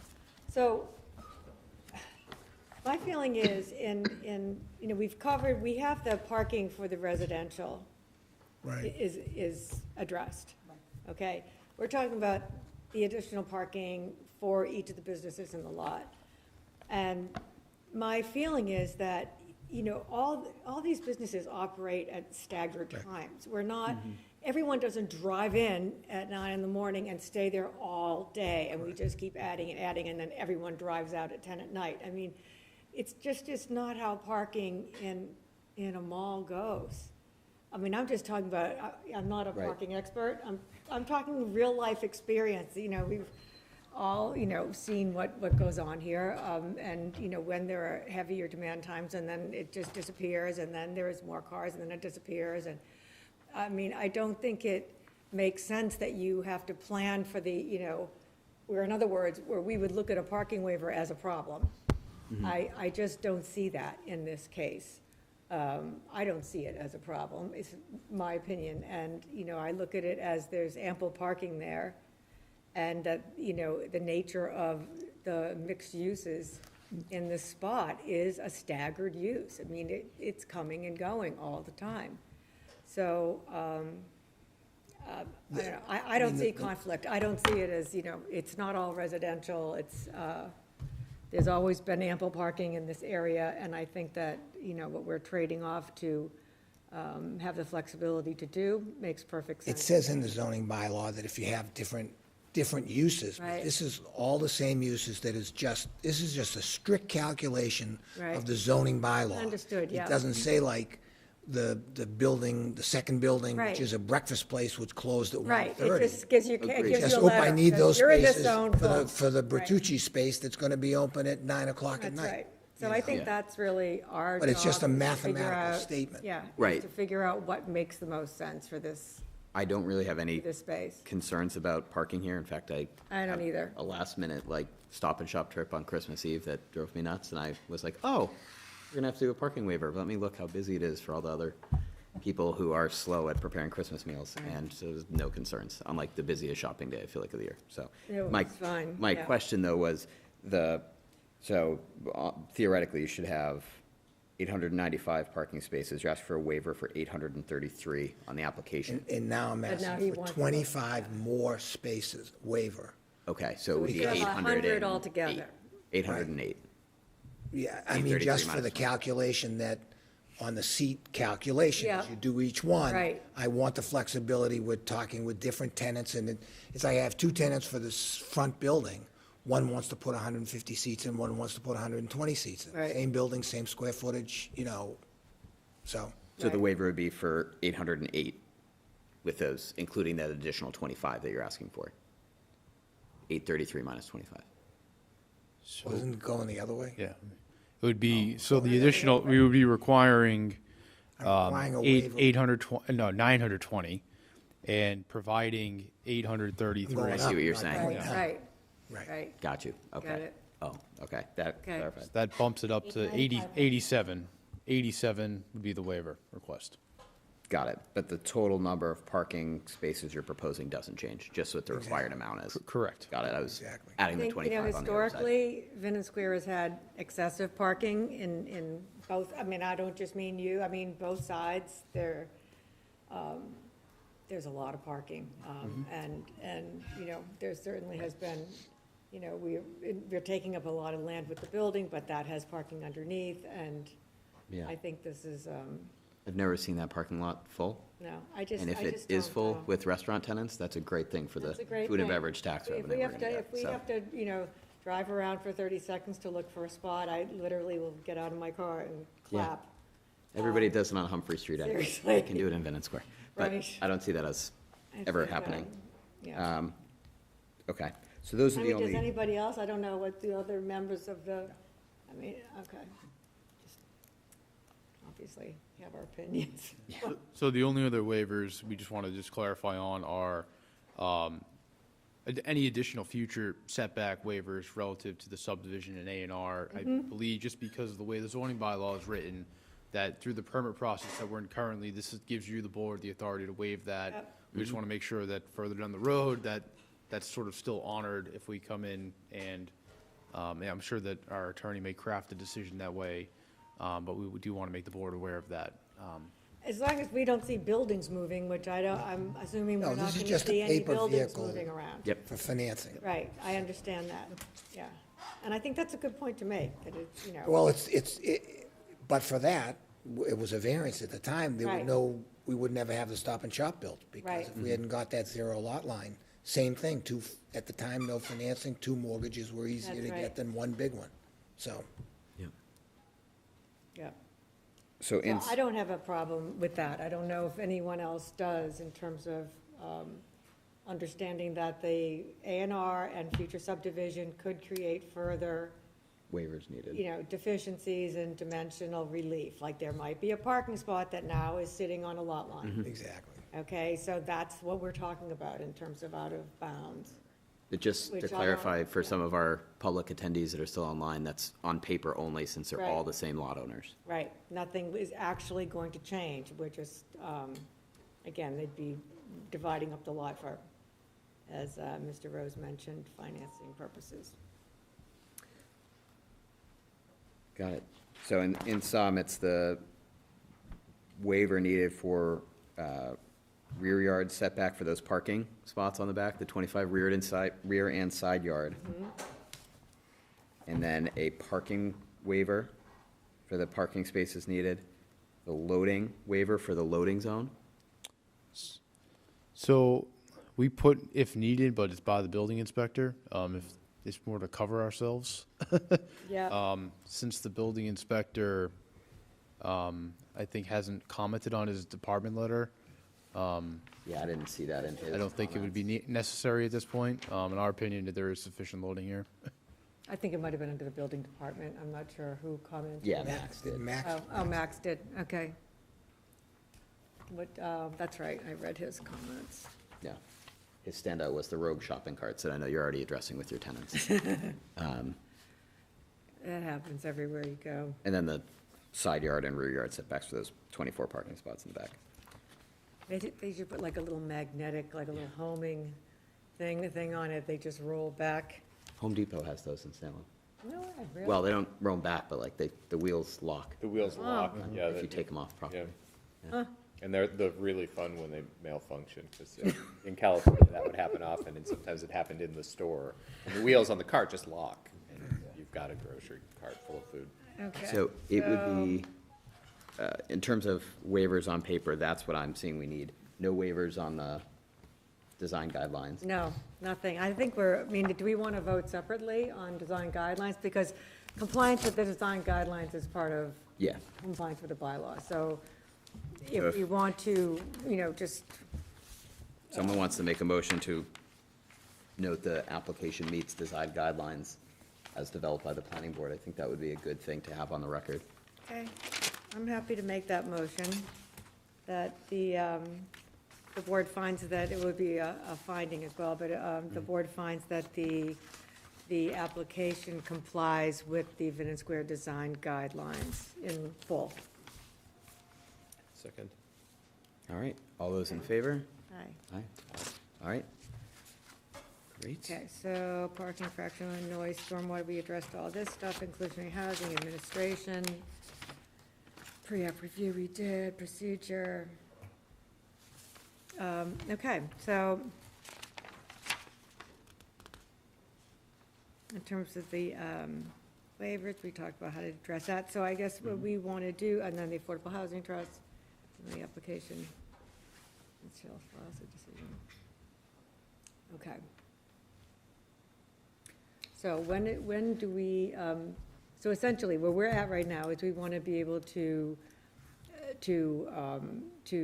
vote to approve There's not a special permit involved here. It's Right. just approving the application and approving it that it's in compliance with the design guidelines, which we said, and that it complies with the zoning bylaw. And I think what we want to do, because we have some contingencies and so forth and things that are still to be worked out, we can make a list of findings. And in those findings, we can include whatever contingencies might, need to be addressed. And then we can, I think we are in a position where we can vote on this. Yeah, I mean, I don't see any changes to the plan impacting our review of this project. I don't. So I don't personally see the need to, unless the board feels differently, to continue this past tonight, unless the board feels differently. I don't either. I think we just need to go through and make all the findings. Yep. And any other, just want to make sure we're not No, I agree. talking over anybody. Okay. Seldom I'm talked over. True. Okay, so, let's see. So some of the findings would have to do, why don't we could just go through the bylaw, and then we can talk about all the considerations that are going to be made towards any of the other comments that we had. Yep, agreed. All right. So, let's see. So we could go through it the same way we went through the other if you want to, just, the fact that there's, I would almost want to pick out anything within. 412-0. Right, but I think, One. what we might want to do is 10. look through here and say, is there anything that we think is. Right. That we don't agree with or think stands out, that we need to have a specific, You're thinking in do- terms do of it in going this reverse. through 41210 or through the whole bylaw? I don't know if there's anything else in the bylaw that we really, I think we will get into the dimensional requirements, there are dimensional some. requirements, parking, fractional units, Yep. the noise, I don't think we have an issue, the stormwater's been addressed, the off-street parking, loading and Inclusionary landscaping housing. has been addressed, the inclusionary housing will be a contingency that we'll Yep. put in there, just in terms of that being, sorted out. Administration, we know.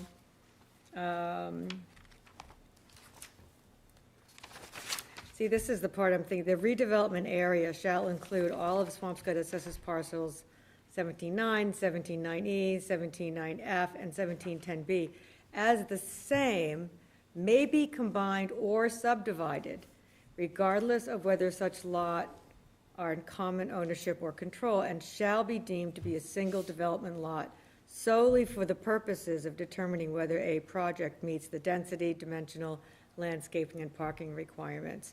So we can look at it all as one lot. I just want to note before we get too far into the bylaw here, Ken, did you have a thought?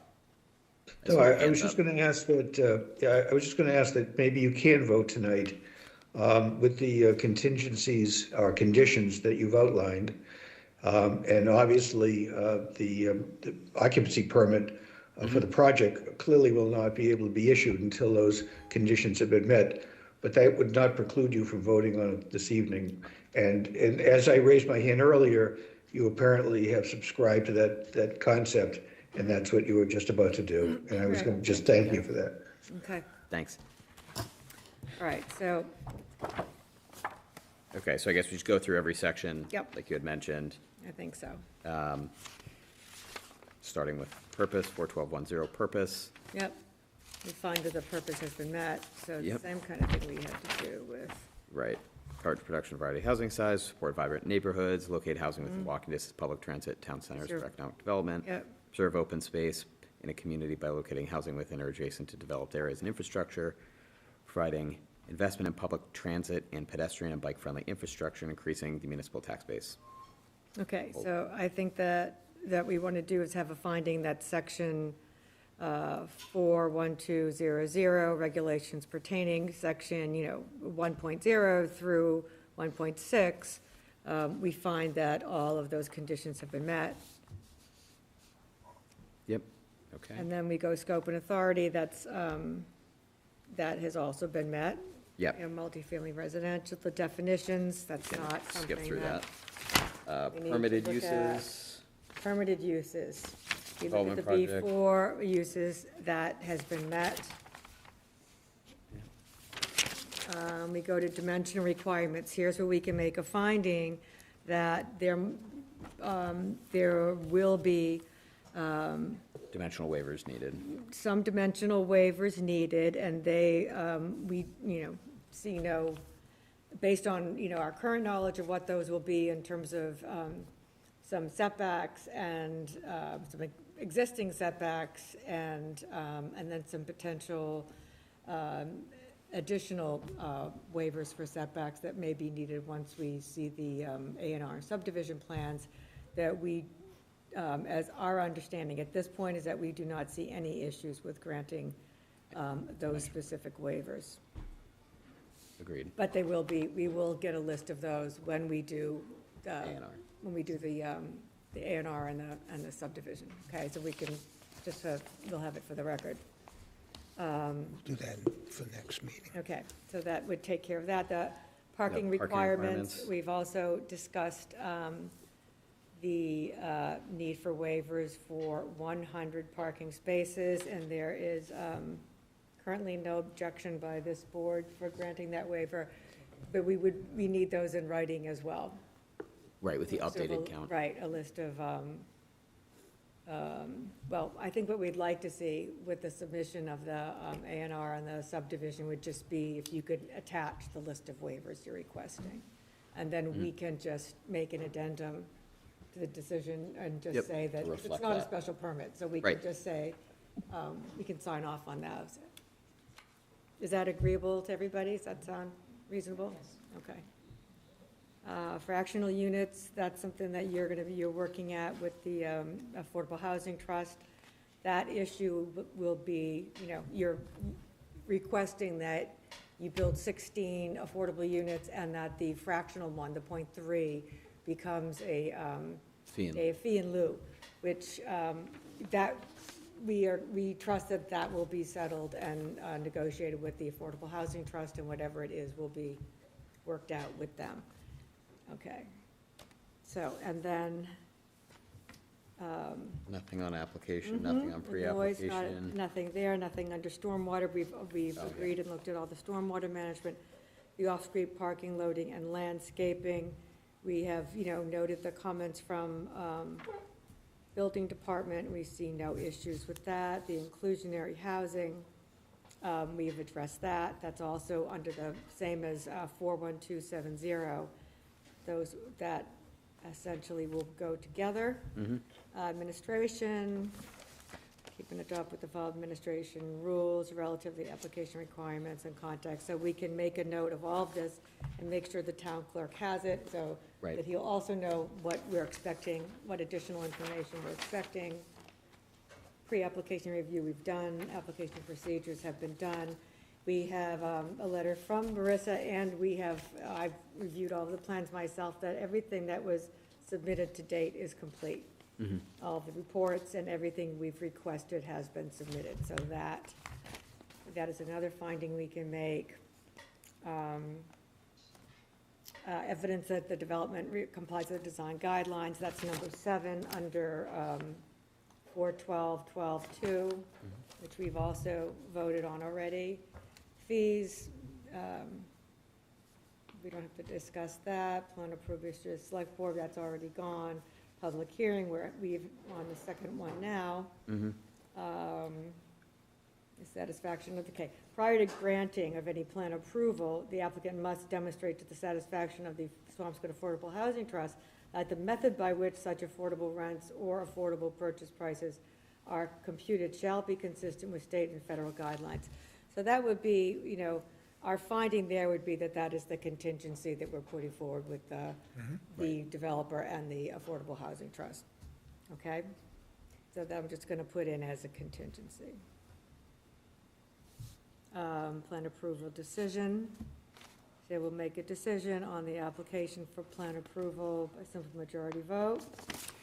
Clear that's planning to do. Okay, so our findings, including the basis for the findings, so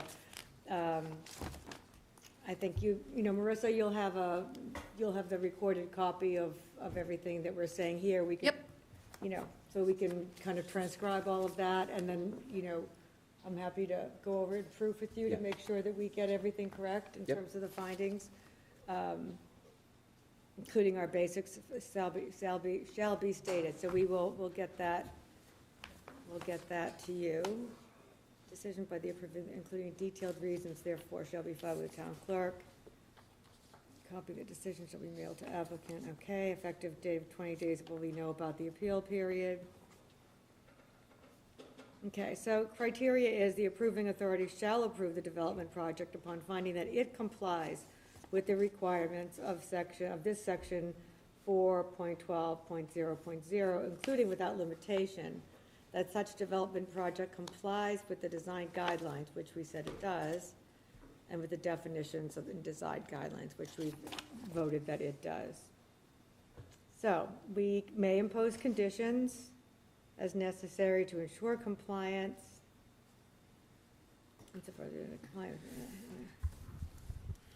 Okay, and criteria for denial, we're not denying the plan. No, we have everything that we need, time limit. So what I think, the approving authority may at its discretion authorize waivers, so we know that.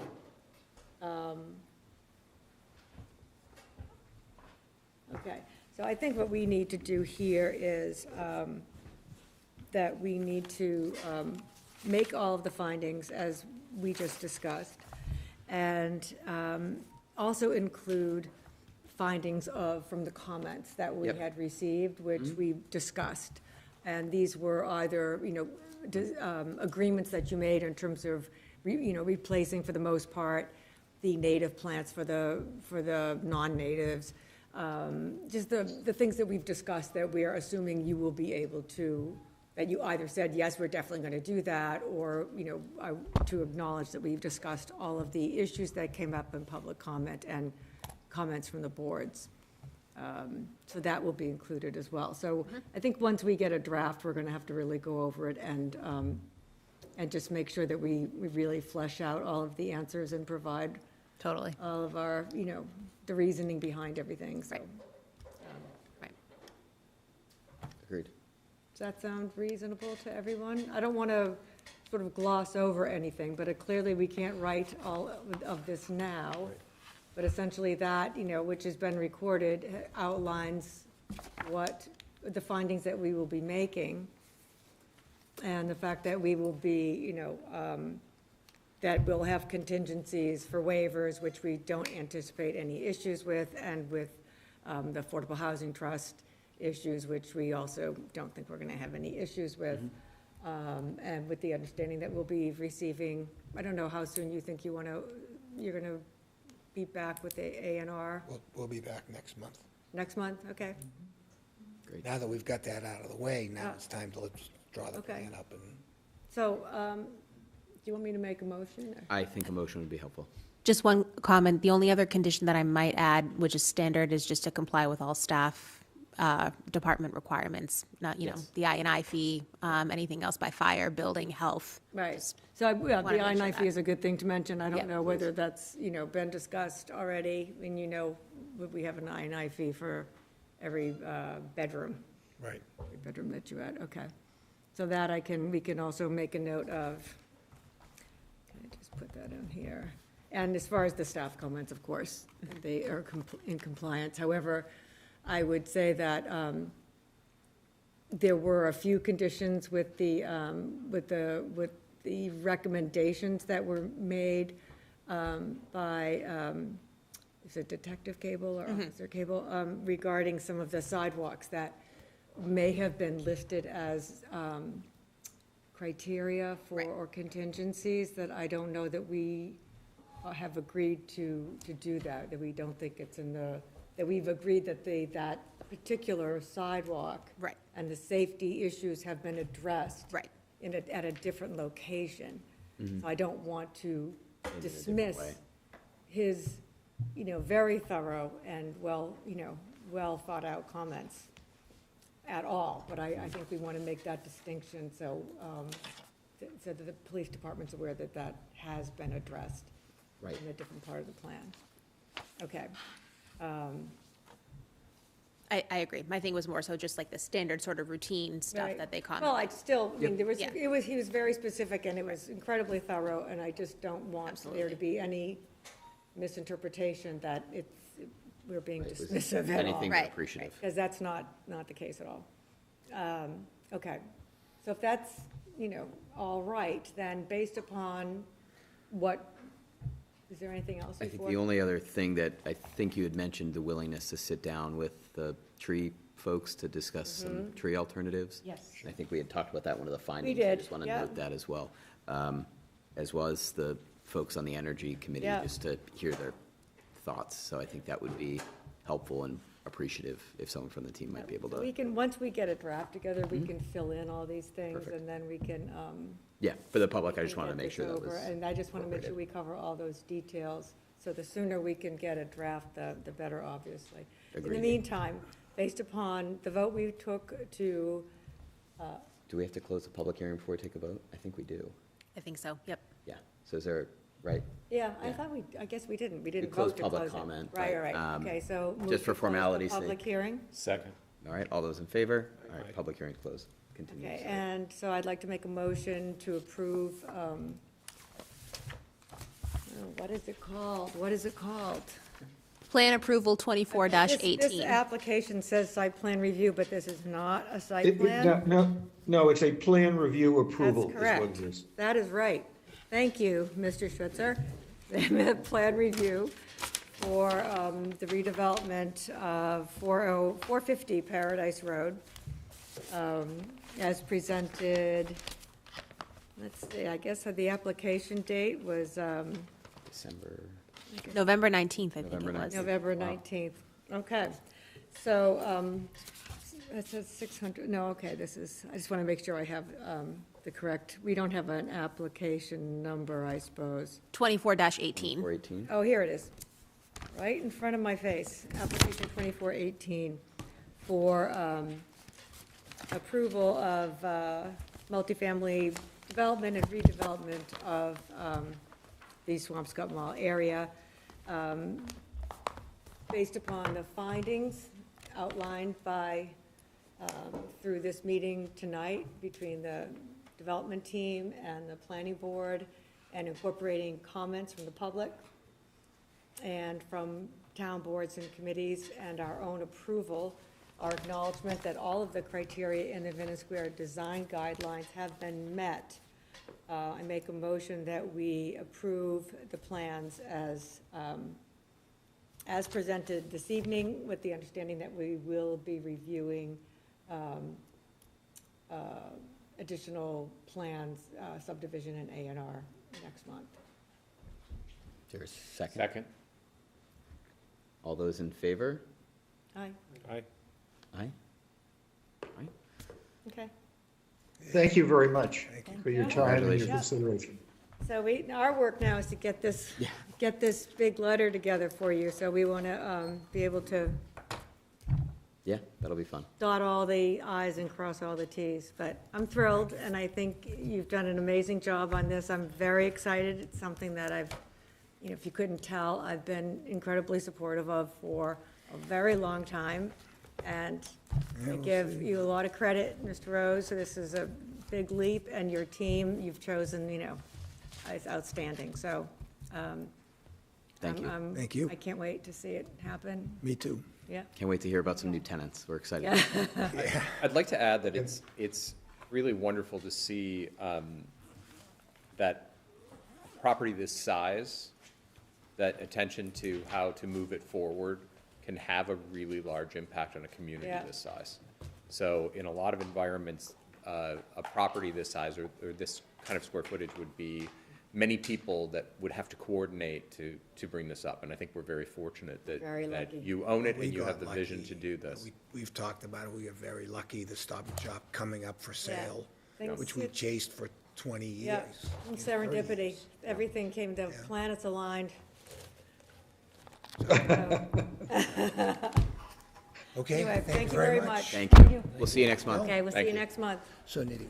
Thanks, thank you again. Talk about your. Thanks, Ken. Thanks, I Ken. have, you have to do something. My with the outbuilding. concern is Yep. getting on that letter as soon as possible, which I'm Yeah. not trying to say. No, no, no, You no. know, I want to I hear help you. you with, and I think, I just want to make sure that we don't miss a thing, and Yeah. that this decision is really, it's Yeah, really buttoned up. nailed down and very thorough. So Marissa, I think I was watching, it was like 8:36 to 8:50 or so, was like the timestamps that we went through everything. Yeah, so plus or minus like 2 minutes on that, but that is the part of the recording that we went through everything. The design standards were before that, design guidelines were before that, but, Yeah. agreed. Yeah, I mean, there was a lot of stuff that we talked about, that was gonna be met on, discussed, agreed to, well, maybe we're gonna look at this is a, right. I am a little concerned about the police thing, because he put that in there as criteria, and I just wanted to, or I conditions. think we clarified that. I hear you. Just I wanna make sure that is, But I appreciate you calling that out. We want to Yeah. make sure they get the INI. I wanted the INI Yeah. fee in there, and I didn't have it yeah, top of mind. thanks for that, Marissa, yeah. but We want to make sure we're all buttoned up on the INI Yeah. front. Big Yeah, one. exactly. So, gosh, if we pull this off, it'll be a miracle. Did we? You probably sent minutes around. I did send minutes. They're quick if we want to look them over now. Sure. Sure. It was last meeting, so it was just a one. Oh. Your mind, so your sheet didn't just go with ours.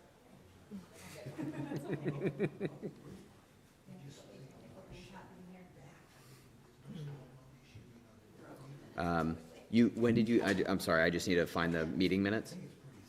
I want to say something around like 2.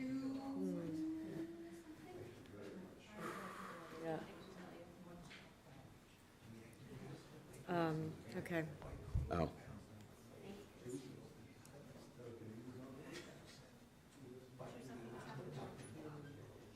Are you able to put it on the screen? Yeah, yeah. Oh, thank you. I read through it this afternoon. I just want to give it another.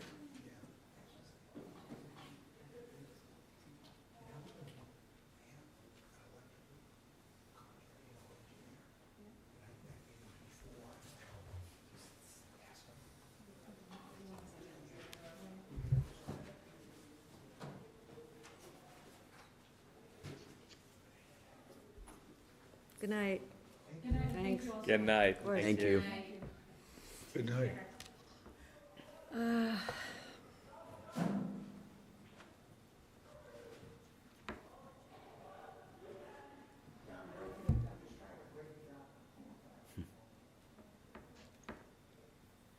Okay, so, I see, she's gonna pull them up there. Yeah. Can I pull them up on my phone, or is it? I was going to, but I think these it might be easier to read on the. Okay. The larger Yeah. I don't know, screen. depends on my eyes, but I'll, And I Nothing think, jumped at me when I looked. actually, I can read Yeah. that screen okay, better without my glasses.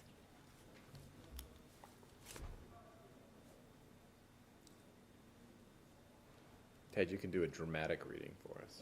yeah. I'll get my stage voice on. I'm sure it's very good. Oh, Yeah.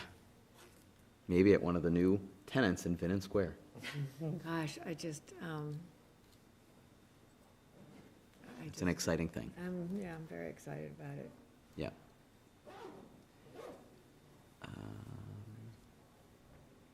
it's exciting to realize how quickly this could come to be, Yeah.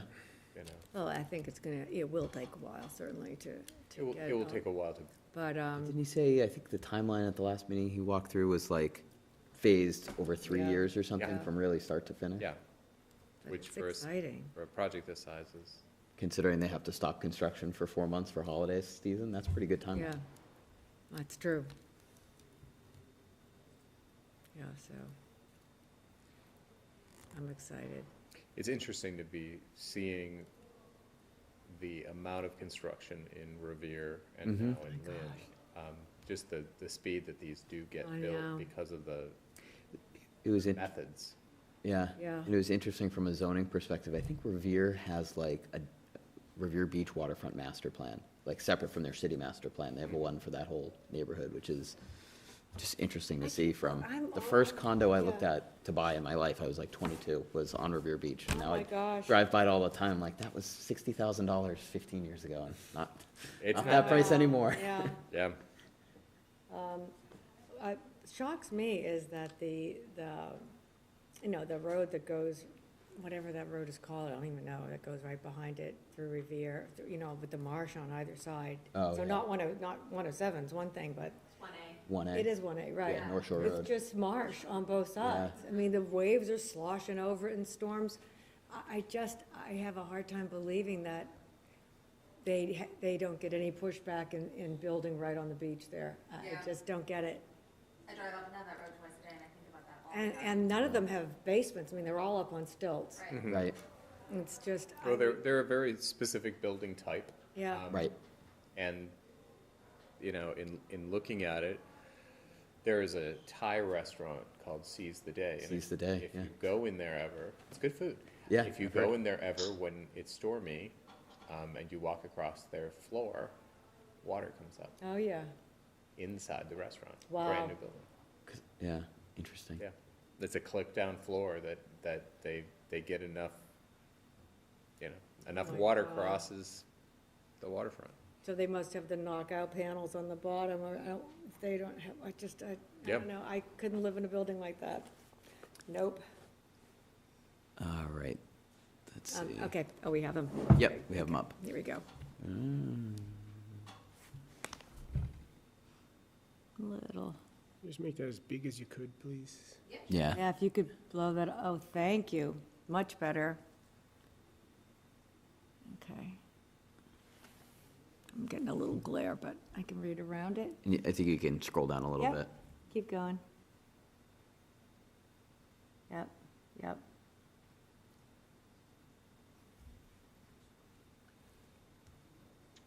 There's just a typo, Marissa. It should say and ground floor garage. It says Ange. She was thinking about. And Ange's ground.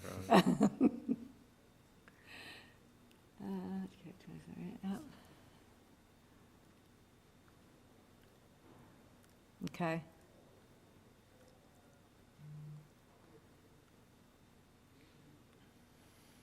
I think the option of putting we'll talk about it after. Okay. Mm-hmm. Looks good.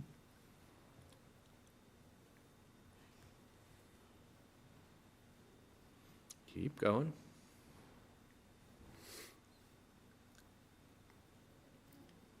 Okay. Material survival.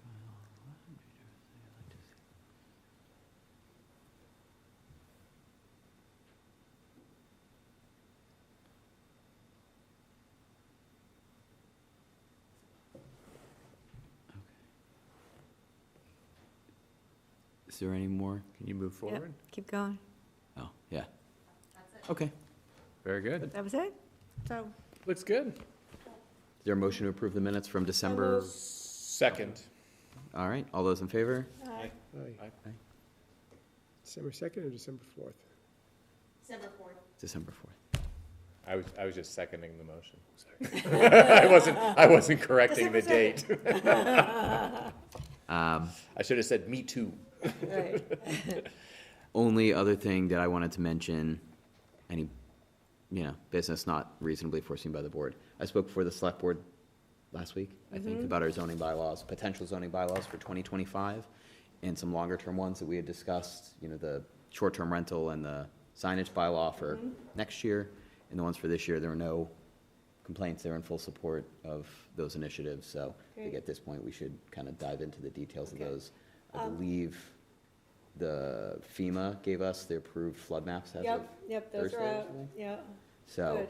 I know Marissa and Marzi have worked with DCR to get some draft language worked on, and I think Great. we've discussed with Yep. other committees some of that Yeah, process. talked about that with Tony, so about just modifying that bylaw so that essentially what it will, well, it's kind of in a nutshell, but what it would look like is that the coastal overlay district the coastal flood area overlay district would essentially be subsumed by Wetlands. our new, it wouldn't be necessarily wetland so much as the hazard, Okay.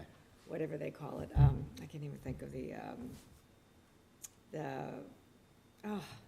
flood hazard, or I'm sorry, I Right. can't even think of the exact thing. But it's So not it would coastal differ flood from- areas. Right, but because a coastal flood area does come under the flooding hazard area regardless of where it is at all.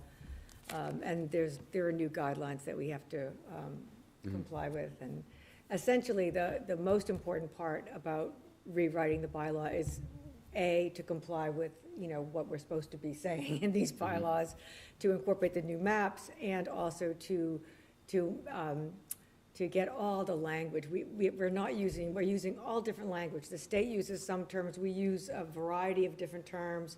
We have hazard areas, we have coastal flood areas, we have floodplain areas, and we need to use a common language. Agreed. And it needs to be what the state uses, and so we need to modify our bylaw. Makes perfect sense, And So, since we have to anyway. update the maps, we might as well just do it at one time. Right, right. The wetlands they're a different section of the bylaw. Right. 4100. Right, Right. which can stay a separate section, but she still needs to update some language in that bylaw, because that's out of sync with what the state's doing too, so. Right. They think And that, sorry. continue.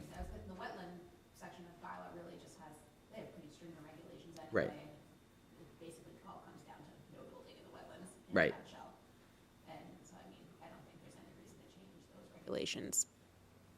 Right. Except for like minor linguistic adjustments, but. Right. My understanding was just a streamlined, consistent language throughout Right. any of the impact zones, I guess, of the bylaws. Because plus the majority of the jurisdiction for Concom. the wetlands is Concom, Right. so. The few other areas, obviously, that we have to kind of start working on, Airbnb, which that goes into effect on February 8th. ADUs. ADUs, I'm sorry, ADUs. My Oh, mind is it's those- elsewhere. It's those, what are they called? Acronyms. Acronyms. Yeah, Airbnb, ADU. ADUs goes into effect in February, so we'll just have to have some conversations amongst our board here about the short-term rental aspect, but there are one or two other minor aspects of local control that we're allowed to exert, but that's the crux of, that's the biggest one. Okay. Yeah. Site plan. And then site plan, yeah. Yeah, site plan, I feel very strongly that based upon the multiple, what I would, my words here, failures that we've had with developments that have not required site plan, bring us to a point where we need to have a site plan for everything that gets built. If you're taking down a building and putting up a building of any size, if you have a brand-new lot and you're redeveloping it, and the building's 2,000 square feet, we need a site plan. Now, I think one thing that we can discuss as a board is whether we want to put a limit on, is it site plan special permit? Or do we want to just, up to a certain size? Or do we just want to do site plan approval up to a certain, so do we want to make that the cutoff? But at some point, it's forcing it to get reviewed. So this is For- specific to Any new building. any new reconstruction, building, any any construction new- that is not addition? Well, the site plans for addition, I think we're going to keep the same. I think that makes Is there more any, sense, Yeah. is there any discussion? I don't think it should be changed, I'm just gonna be my Yeah. opinion. Okay, so I But don't think we I need don't to wanna- change. You think that either. the square footage? I think it's appropriate. Yeah. 800 is appropriate. So I'm gonna push back from a different perspective on that. The site plan,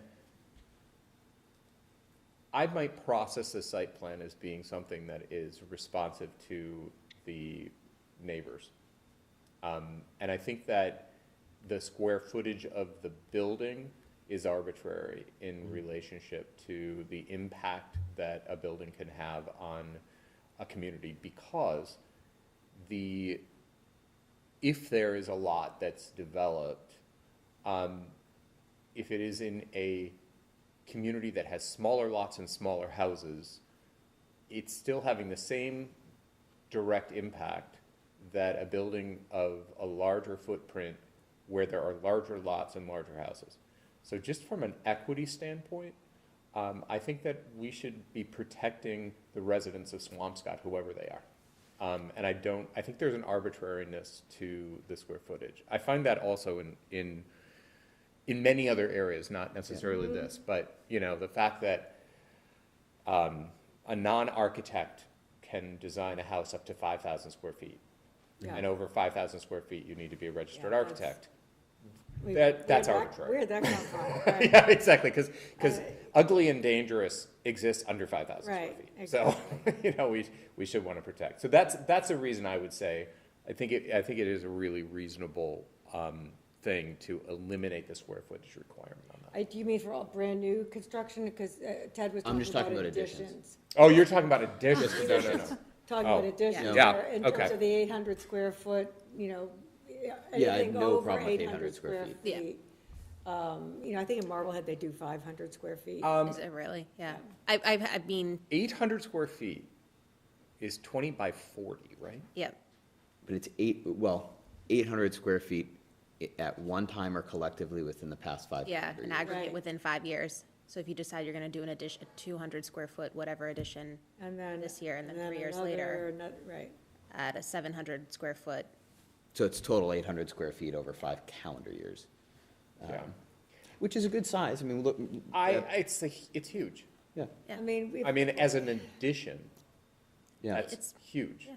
You know, I mean, that's we the could say, footprint. we could say 500 square feet and do what Marblehead does, and their rationale was that that's much more, you know, and I'm just telling you what, you know, Yeah, what yeah, I yeah. talked, this was quite a while ago, and I discussed it with, Becky.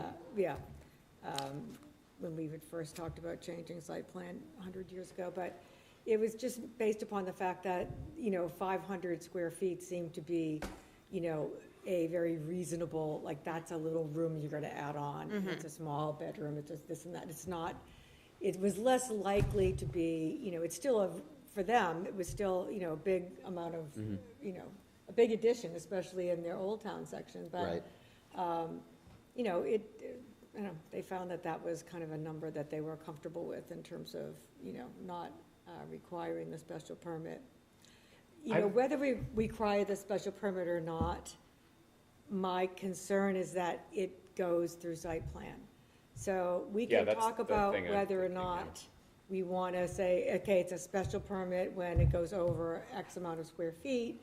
That's a discussion I think we should have, but I think any new construction like that has to go through site plan. It's just, I mean, it's just Regardless flat of out size. safety thing. It has to do with, you know, cutting down trees, it has to do with landscaping and extending driveways, and it has to do with blocking other people's views, and it has to do with, you know, so many things that will not just impact that lot, but impact everyone around them. Yeah. And 9 times out of 10, it's just not an issue. Right. But there are gonna be those times when it really is. Yeah.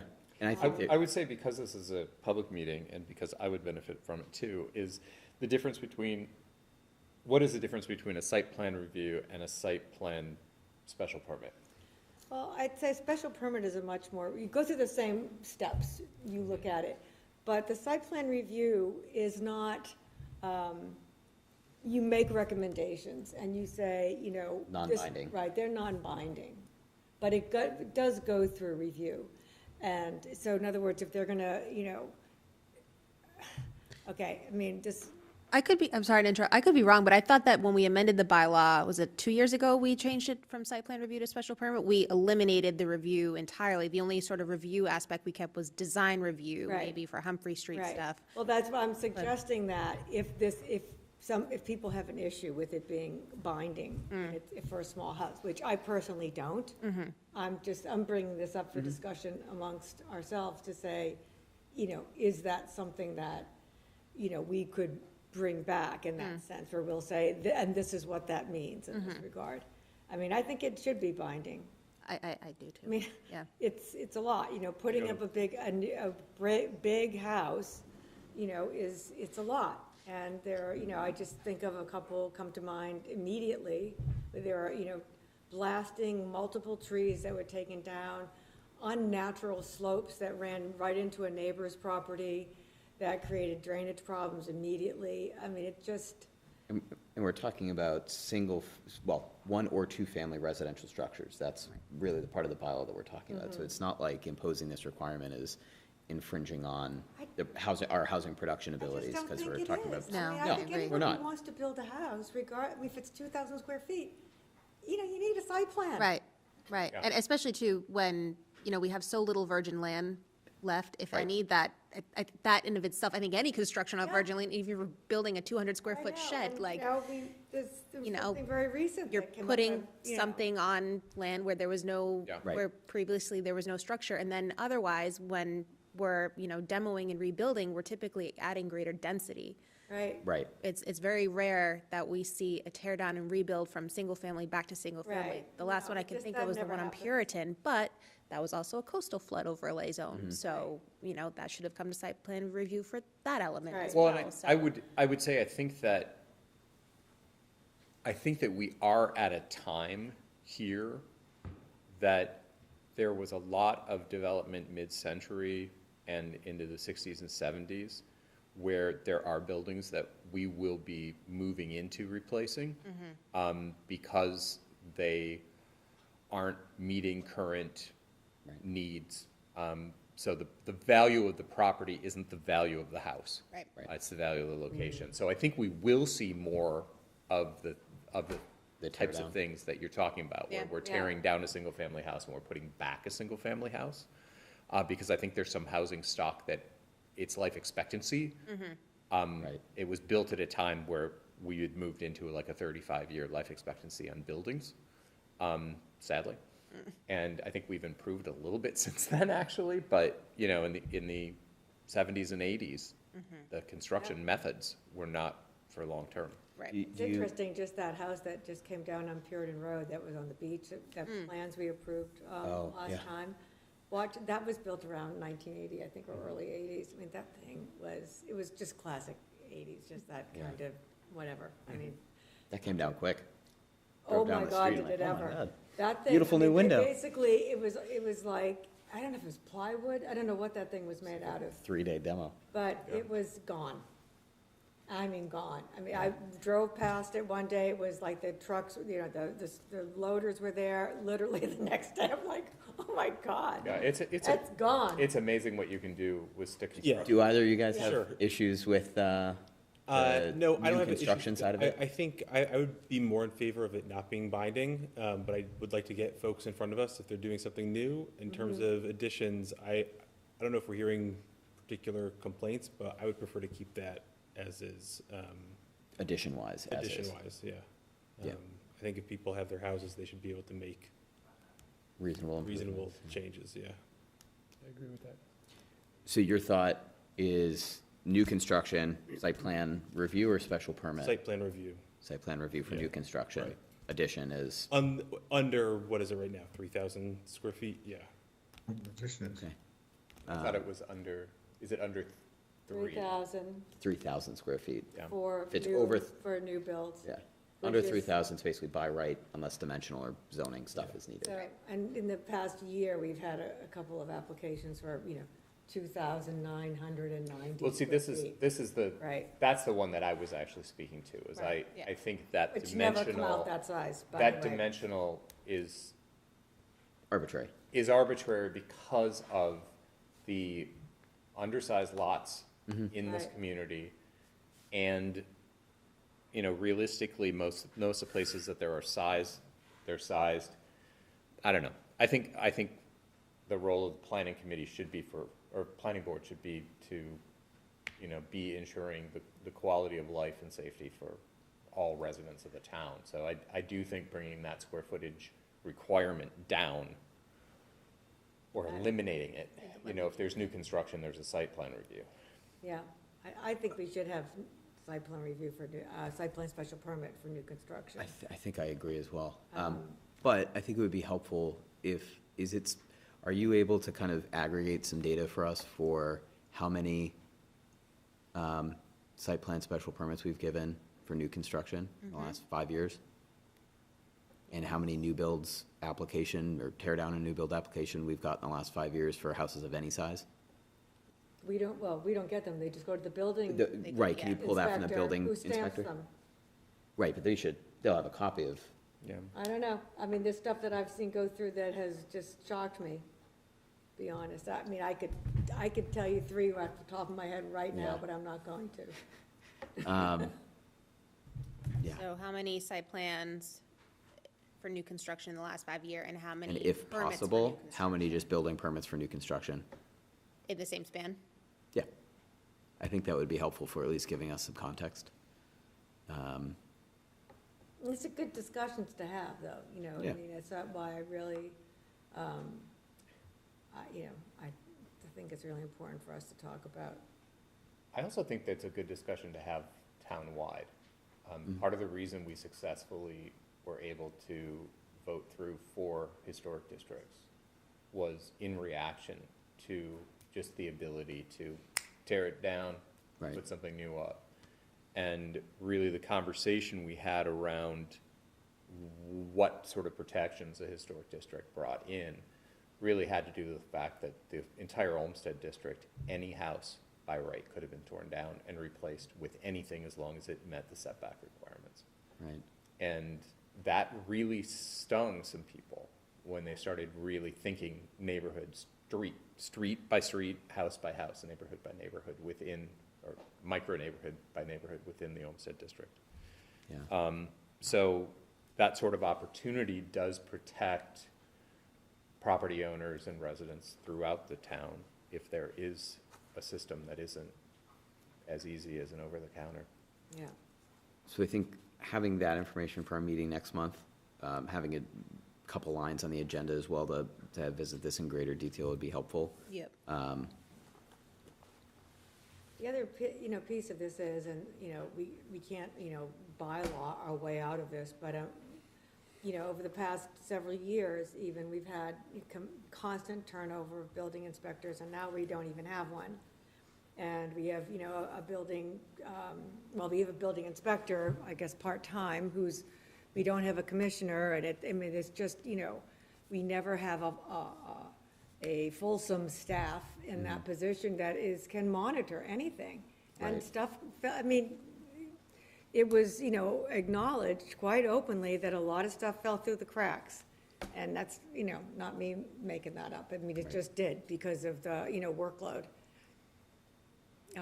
So there's, I think there's a lot of reasons why, as elected officials, we have to look at that and decide, how, is this what's best for the town right now? How are we managing these things? And on a staffing level, we're not able to keep up right now. Right. So I'm not saying that we have to step in and be staffed, but I am saying that I think it makes these kinds of regulations, all the more important to pay attention to. Right. Yeah, it would certainly be great to have some more oversight. Agreed. And I would even say from the historic district, staying on top of that has been very difficult. I'll bet.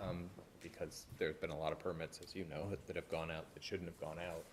And then trying to circle back and enforce the bylaw that's Yeah. been violated is very difficult. Yeah, really hard. Yeah, hard to put the toothpaste back in the tube. Yep. Yep. So next month, if we could just make sure to have those bylaw items on the agenda. Yep. And I can, I have a couple of very lousy drafts, but I can make them better drafts and That would be have great. them to send out Great. to people. Yep. I'll do that. And I think we should just be ready next month. I think some of that data will be helpful, but, what square footage we want to trigger for additions. Yeah. It sounds like we're mostly in favor of any new build. I say, let's, and look at towns that Special you permit versus admire. Look regulation. at, I don't know, Lexington, look at other towns where they, are paying attention to what's being built. And look at towns that are. I think that we should, we should be kind of seeing what appear to be best practices and maybe what works and what doesn't. I think it'd be important, though, for us to think about towns that are comparables, because Right. Lexington isn't a comparable in the That's sense true. that they have They have a lot more- of space. They've got a lot of space Yeah, that we don't. But absolutely. maybe You're right about that. Linfields, or there's other Yeah. regional towns that we can use for comparables. Yeah. It's actually a little hard. Well, Because Swampscott's of- very unique. It's very unique in its tiny footprint. Yep. And the degree to which it's built out. Yeah. So it's a little bit hard because if you look to the density, you're looking at much larger Right, you're not finding comparables. cities. You're not finding Population-wise. comparables, and if you're looking at like sort of maybe lifestyle similar, they tend to have more land. Yeah. Right. And then by maybe by March, we would probably want to have like we did last year, an informal community Yeah. Yes. meeting It's a great idea. ahead of the public hearing that we'll ultimately have to have for town meeting. Yeah. Agreed, and I Yeah, think, We don't have anything big like MBTA zoning or anything. Yeah. God, we got ahead of that one. Did we ever get approved from the Attorney General yet for? We did, ours? yeah. We did? When did that happen? Oh, when did Marzi and I go to the It press takes a release? while on October. those. Yeah, Yeah. okay. October. That's sooner than I Approved. thought. Okay. So, yeah. I also feel that looking at these, we can make a better route for a building inspector through looking at this Yeah. and really making a more attractive position. So somebody doesn't have to walk into a mess. Yeah, There's just kind of, it's a free-for-all. yeah, because I do think it would be nice if we could be attractive. Totally. You know, a Two lot of people. the problems that we've had have been with the online permits too. Yeah. I hate to say. Yeah. Yeah.